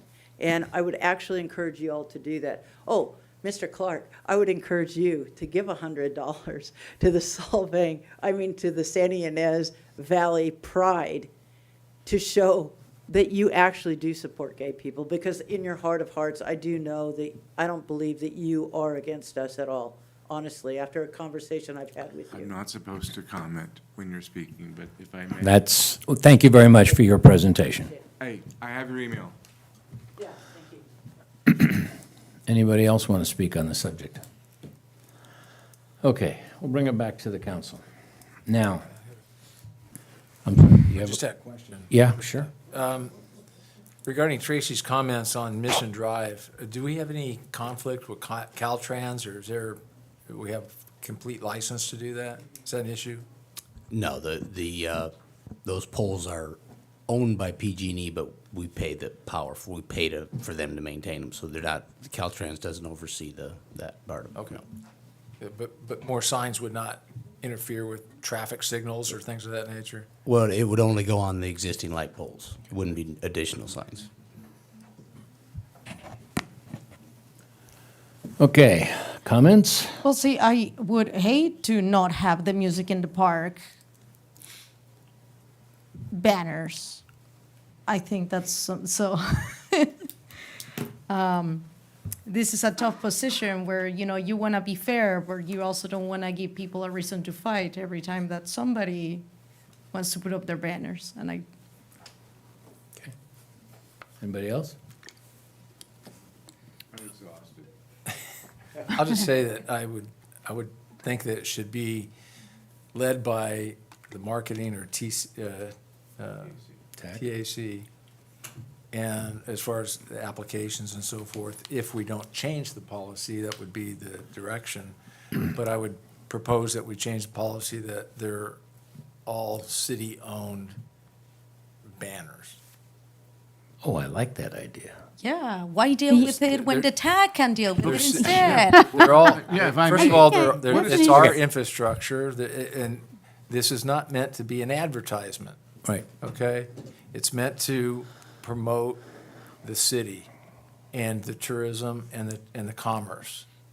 It's not meant for special interest groups, or any other group for that matter. It's, how does it benefit the citizens of Solvang, period? And I think if we owned all the banners, because $125 per application is not covering our cost. So it's a lost leader at best. And so if that is no longer an issue because they are public utilities, we should control that as to what goes on it. Just as if somebody put up a yard sale sign or something else on one of our poles, we'd take it down. We can't. It's interesting that you bring that up because I think there is it was brought to my attention that we have some approved banner designs from IDK. So there's some work that's already been done that would let us still have some adherence to look and feel and our, branding for the city. But there's also a version of that looks like you can still customize it for a specific event, which to me is, you want to have some festivities in the city and, feel that action and be motivated by the pretty banners to attend. I think that's part of the spirit of having the banner program. I have a tough time with that. Yeah? Who's going to see the banner and get inspired? Tourists aren't going to see it until they get here, so it doesn't inspire them. It's true, but every city does that. It's the same thing, right? A banner isn't going to drive people to the city, but No. a banner could drive people to do something additional while they're here or to an event because they didn't know about it. Okay, so Or who especially gets when to do it's it? in anticipation of an event, right? Because we're driving through Mission all the time or Copenhagen, and you see it and you look forward to the event, hopefully. Oh, honey, there's a Super Bowl in town. We should get a ticket. Right. It is a photo op, as David Watt said. That's A lot true, of people too. love that Danish flag with the crown that we have. There's a lot of photos of that. So, just saying that's one of the. think it It's gives not the- people it gives driving the to city see it. personality. Consideration. I have to stop. What? The photo op in town is the Solvang sign coming up the hill into Solvang that this gentleman in the audience Oh, not just repainted Dennis. by himself. I know. Because my office window looks out on that sign, and I see all the cars stop, take a picture. So thank you, Dennis. No, I buy him a beer every once in a while for that. It's good. I have two right here. You want? Okay, so a couple of concepts, and I'm hearing a little bit of variation, but basically, we make the policy that says all of the banner are Solvang banners.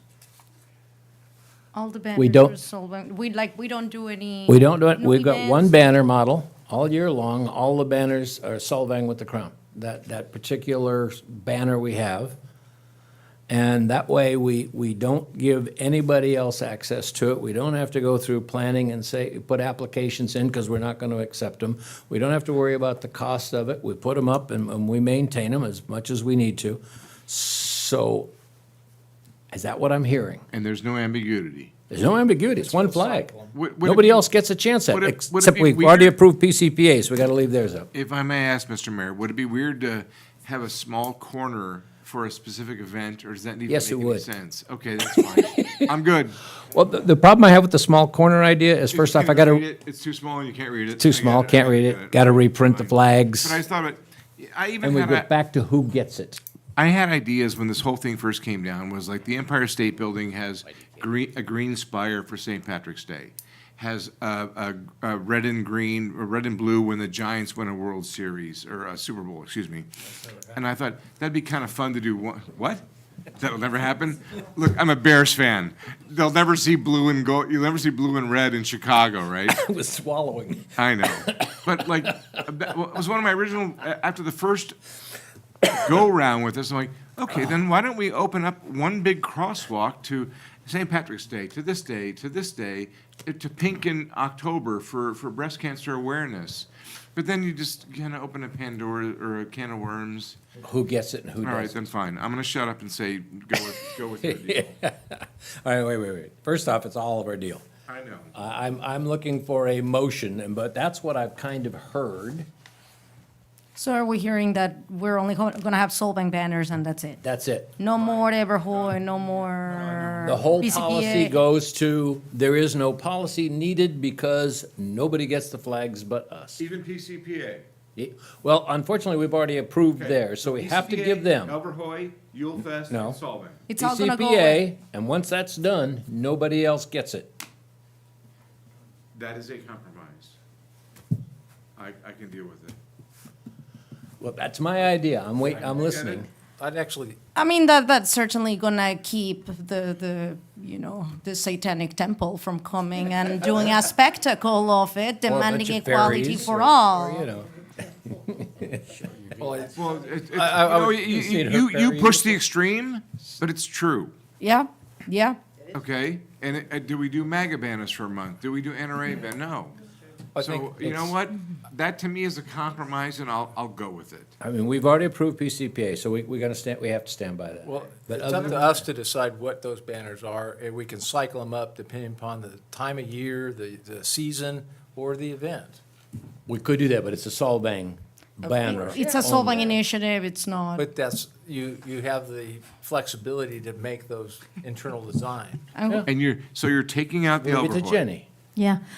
I'm worried more about what we're eliminating, and no Yule Fest. That's what we're saying? Right. No, we're not. because No Yule Fest I- banner.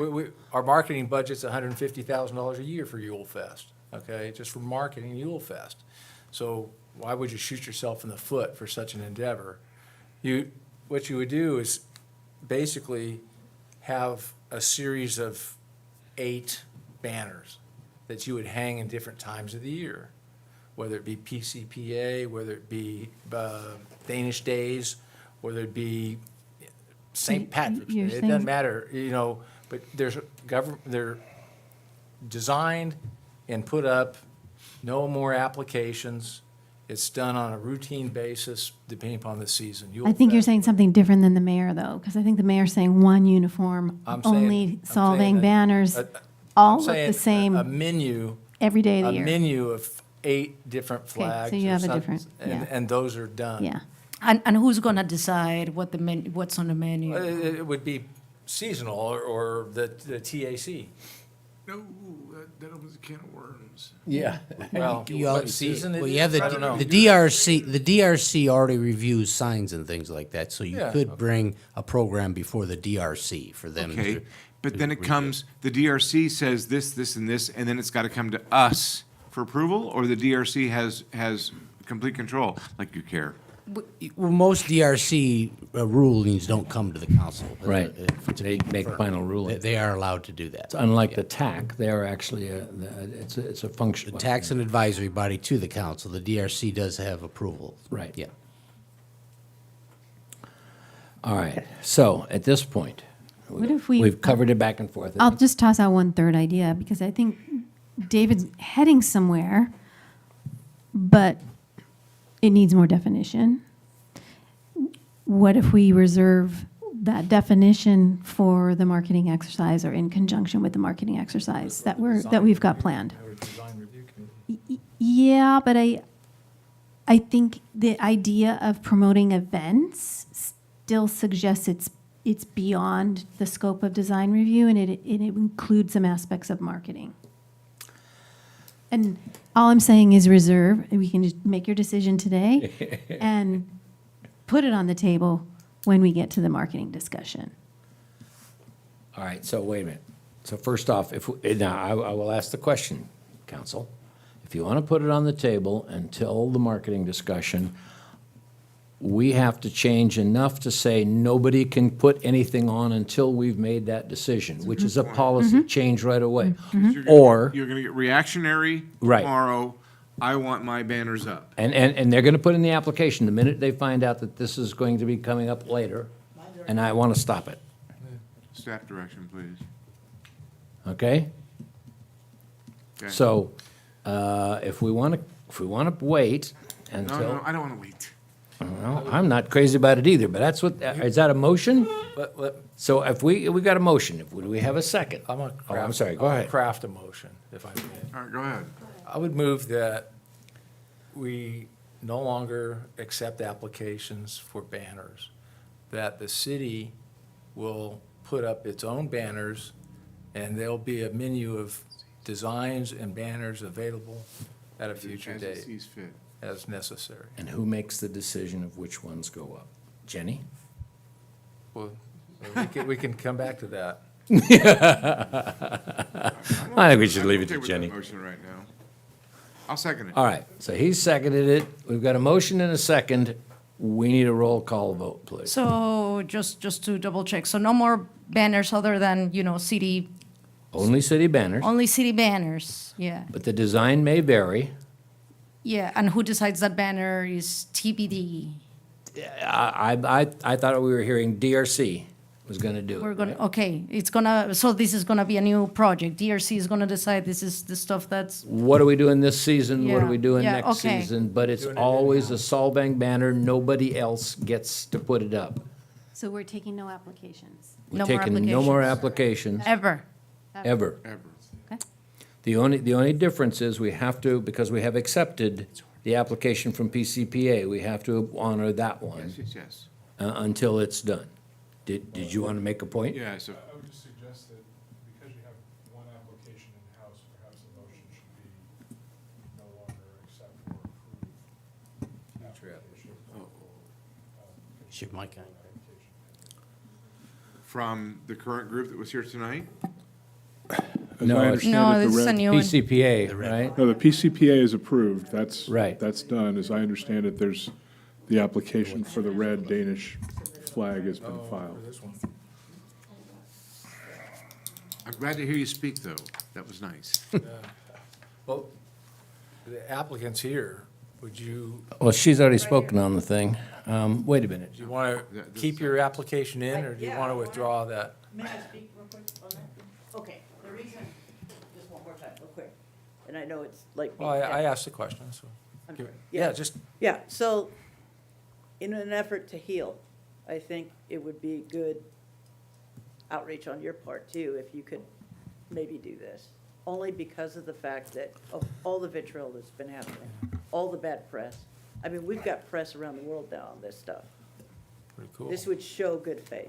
But don't Just don't for talk this, yourself just out for of this. And I know you're upset with it and everything else. I'm just saying, then deny it. But my point is that if, well, I mean, that's a.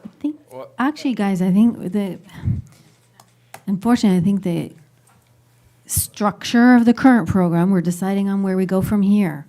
Structure of the current program is we voted on them earlier and approved the banner for that particular event.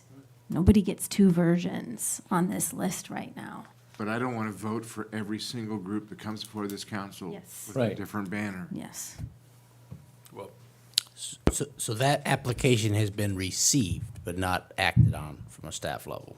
So at this point, we can just not do anything with the application. we can grandfather it in, is what they're asking, I think. Well, I know what they're asking. Can we just say no because we haven't reviewed it and accepted it? Correct. You could give your direction to staff to no longer approve applications. Okay. From the Chamber of Commerce, we have an we have an application in for Music in the Park already. We just did not put our banner application in, but our application has been in since Music in the February. park is fine. It's not a banner. We're talking banners only. I know, so which means we don't get a banner for Music in the Park. Correct. Streetlight banner. She's talking about streetlights. I'm sorry? She's talking about the streetlight I'm banner. talking a street banner, Oh, wait a minute. We're talking about streetlight banners, right? correct. And That's we not have, part of your application. we have not put it in yet because we were waiting for our approval. So we always put that in later. So I'm just saying, it's in your packet there, but it's not on the books because we don't usually put it in until May when we're approved. Okay, thank you.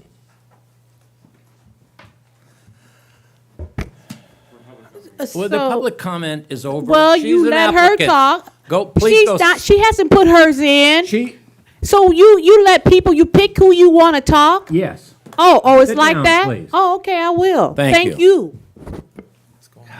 Damn it. Sorry.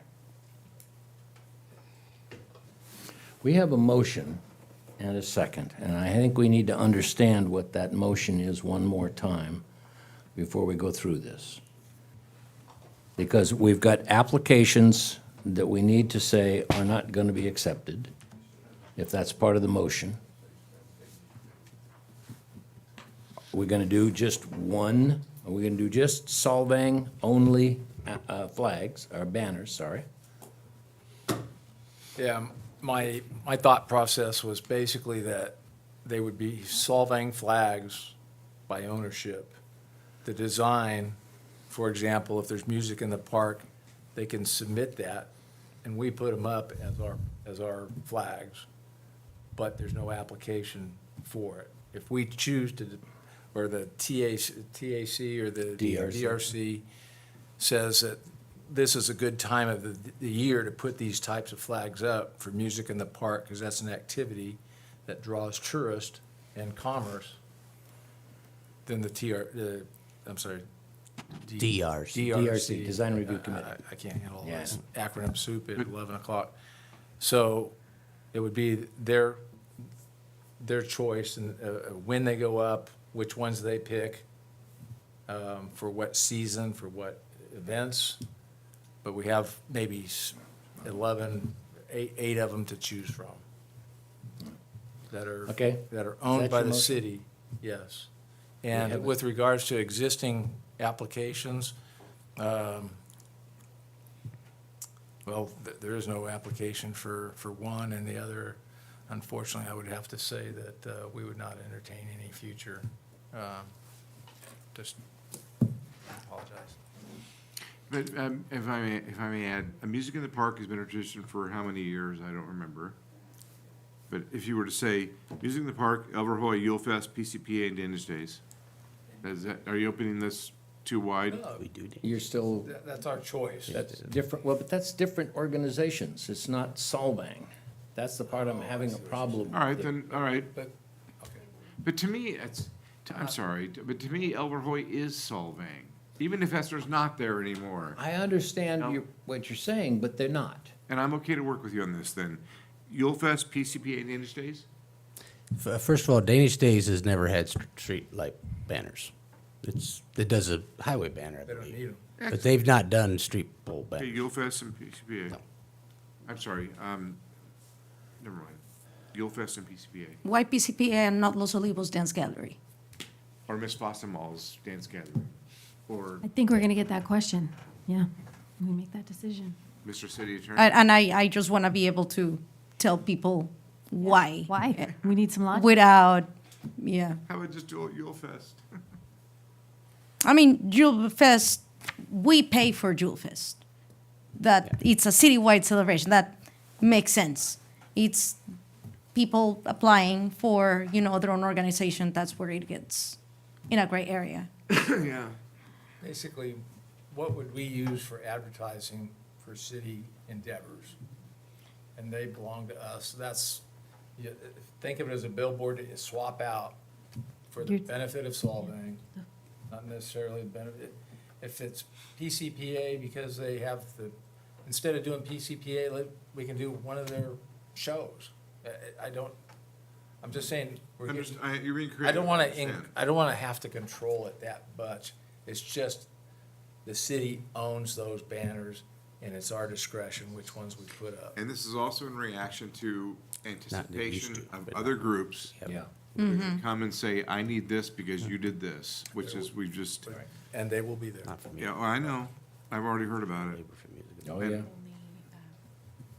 So, All right, so somebody make a motion. Well, I think, I think I have one.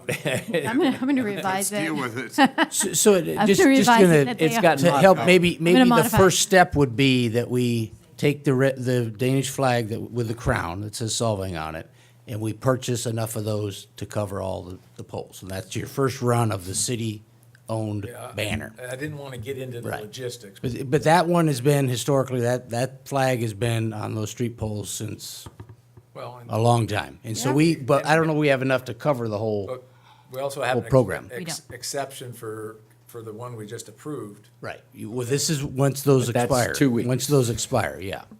And then the city also owns the kind of advertisements. So you'll see like the Able Skivers, you'll see one that says Skoll. The city also owns those as well. Cool. And Yule Fest. So those are, essentially. yeah, we're all over the place.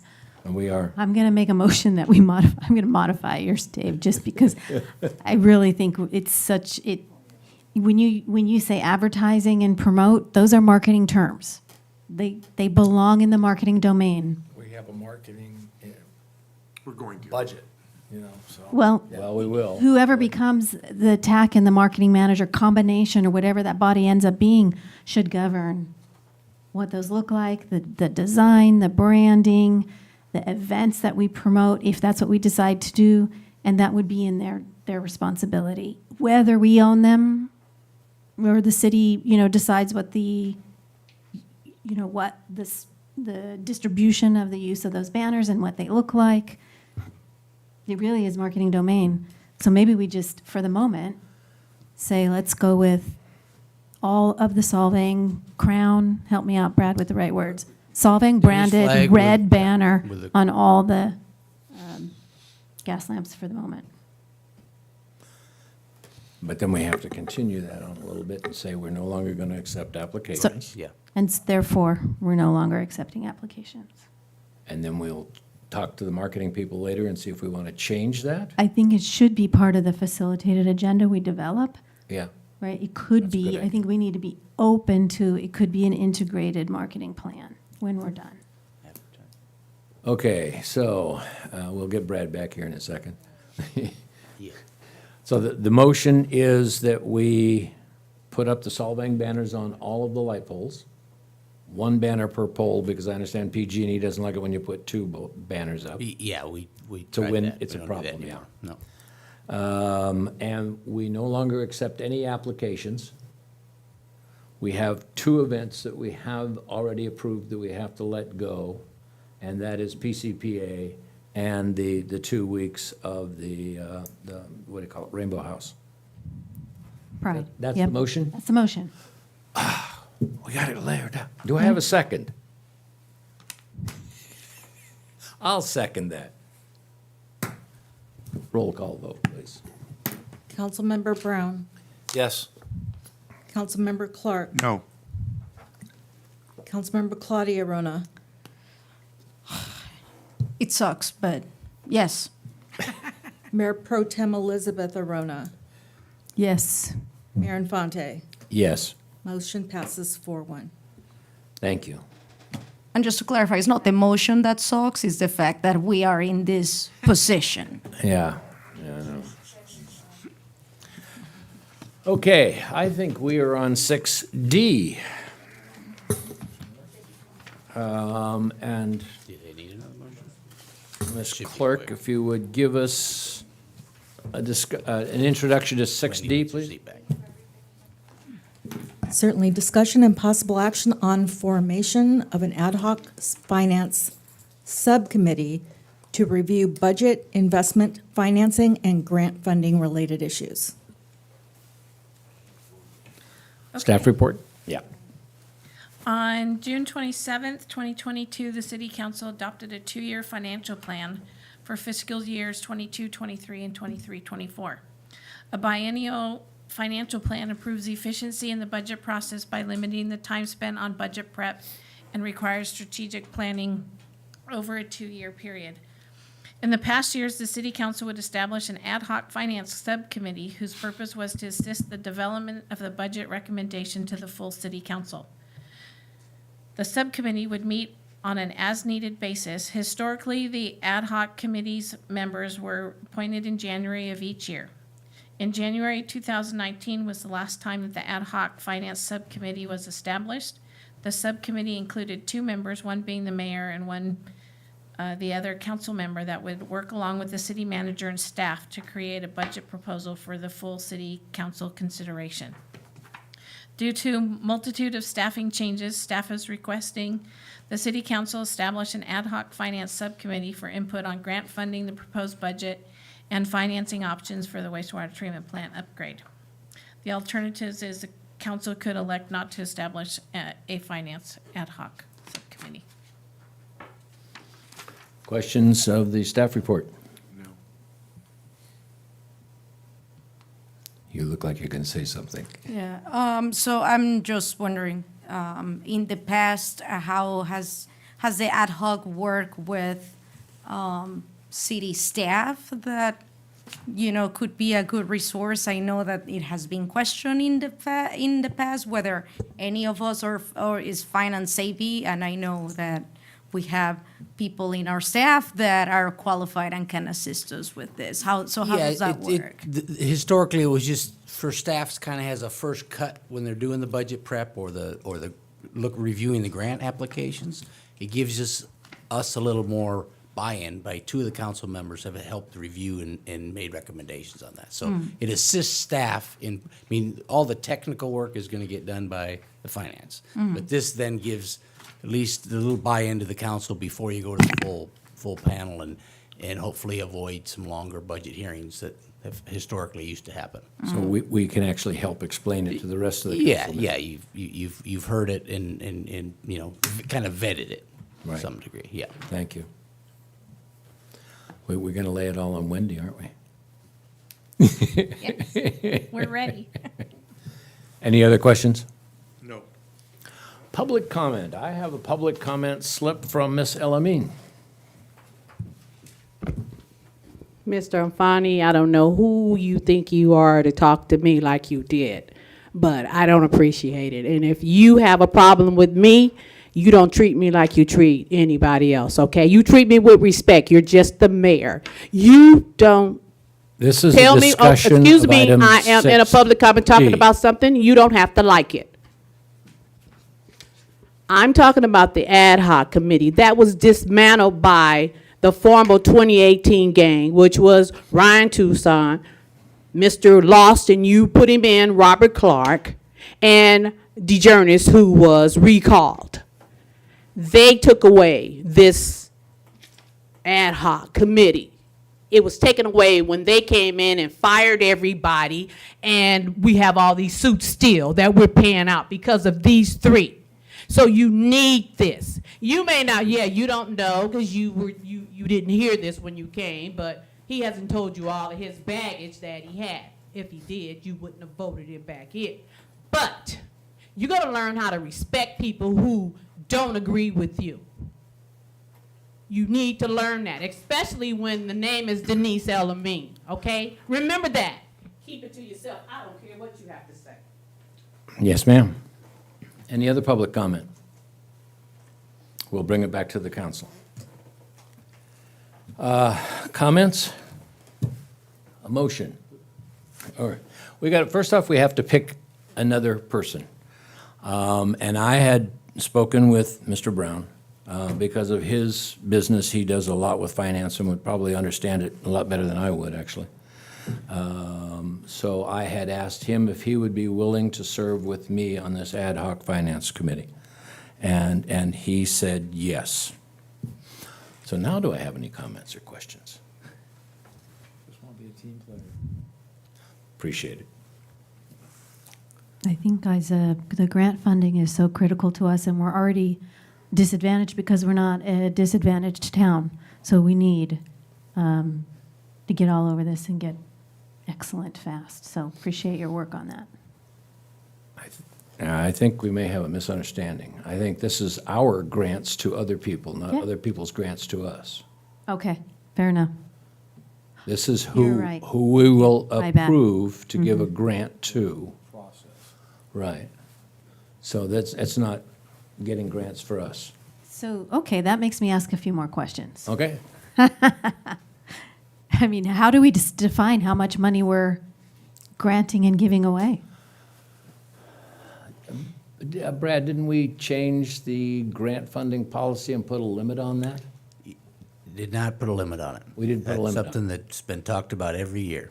And it's just tied into what's available. We now know the applications because you're only doing a single period of applications. Right. So you would know who's requested what. So the subcommittee would look at those and make recommendations on that. Okay. I think there were some recent decisions, though, last year modifying who we were willing to grant funding to. Are we going to grandfather those decisions? Or do we need to revisit all of that? Put that on committee, I hope we bring to you. Okay. That's what we're going to then- take a look at. yeah. Okay. So you'll decide the structure, the approval process, the conditions, and how much we're willing to give. Is that right? Okay. I believe Before we that's- approve it. And it Yeah, comes the back to us for approval. application process was adopted by the council, so Okay. there's that process is already in place. Right. It's in place, and we took applications and we've closed the application process. So we have, I do believe there were 9 applicants. Well, regardless of how many there are, I will recuse myself on any conflicts because I am very active in the charitable world here, so. I think if we In that just have case, some it'll be Wendy and I. decision criteria, then, that's pretty clear for everybody, right? Who's a qualifier, who's not. Here's a question for staff, particularly for council, legal counsel. So if one of us is a member of an organization, the Rotary or the Vikings or whatever, and that organization comes forward and puts in an application, how does a council member conduct themselves in that case? In terms of a strict conflict of interest analysis, I'm sorry to turn awkwardly back here. In terms of a strict conflict of interest analysis, with a nonprofit, we draw a line between a member, as in the member of the Kiwanis Club or a member of Rotary, and a board member or officer. If one is a board member or an officer of a nonprofit or a paid employee, then that's a conflict of interest. If you're a member of a club, for example, that's not strictly a legal conflict of interest. Whether that perception makes an individual council member uncomfortable participating is up to the individual council member in that case. But board member, officer, employee is a conflict of interest that requires recusal. Okay, thank you. Can I add to that? That's very interesting because, for example, if you're a Rotary member, but not a board member, you can still vote on the Rotary getting $25,000 to put on 4th of July fireworks. But I was on the board of directors for the Danish Brotherhood for 10 years. I don't remember asking for money, but so a member of Rotary can vote on 4th of July, $25,000 grant for 4th of July. If you're comfortable with that perception, it's a perception. Well, and as Dave has taught me over the years, if you ever have to ask the question, recuse yourself. Yeah. I'm sorry, I gotta ask another, I'm sorry, you finished? No, go ahead, sorry. I'm confused, Wendy, I'm sorry. There's a paragraph here that says, we're deciding on proposed budget and financing options for the wastewater treatment plant upgrade, which is why I was confused by what this money is for. It's not the money, it's when we get to the point. Setting a of- budget. When we get to the point of going after financing for the wastewater treatment plant, we will then bring in the subcommittee to evaluate the financing options. That's fair. Okay, so the scope of work for the committee we're going to approve, right? That's our one decision. Yeah, yes. Is broader scope So than this- just this- how we deciding to give grant money out. Yes. Gotcha. And this, Okay, okay. And the committee will be for until January, and then in January, if you want to continue having the finance subcommittee, then that will continue for the whole entire year after that. Got it. Thank you. Last questions, comments? Nope. In that case, I think do we need a motion, or can we just all say yay? You made a motion already. Oh, I did make a motion. The motion is that Mr. Brown and I will be the Ad hoc Finance Committee. Can I have a second? Yay. Can I have a roll call vote? Councilmember Brown, Yes? Councilmember Clark, Yes. Councilmember Claudia Rona, Yes. Mayor Pro Tem Elizabeth Rona. Yes. Mayor Infante. Yes. Motion passes 5-0. Thank you. I believe that concludes everything we have on here except the AB 1234 report. Anybody want to talk about what they've been doing on AB that would affect 1234? I did have one field trip to Diablo power plant, PG&E power plant, which was amazing. And I learned a lot. I did get a $16 lunch, which I paid for. I sent them a check, but it was after the fact. It was pretty a fascinating place that's run extremely well. And I think if you get a chance to visit the plant hosted by PG&E, you should take it. Can I add something to that? When I went on that tour, the mayor at the time, we get all the way up there, we sit through the classroom, we get to the gate of Diablo Canyon, and his driver's license was expired. Oh, And he sat in the car for 4 hours Oh, while we toured Diablo Canyon. They are strict. There's a lot of security. It is one of the most fascinating things I've ever seen in my entire life. So, that's all I have. One quick note. Councilmember Elizabeth Arona and I went to the SB training program, and we actually got a panino sandwich and a cup of coffee and that. And then we went through the SB meeting where we discussed some of the events coming up. And that's about it. On Friday evening, I'll be attending the California Cities League dinner, or district area dinner at Madonna Inn. And I'll report those findings. Thank you. Super. In that case, I declare the meeting over at, what is that, 11:12.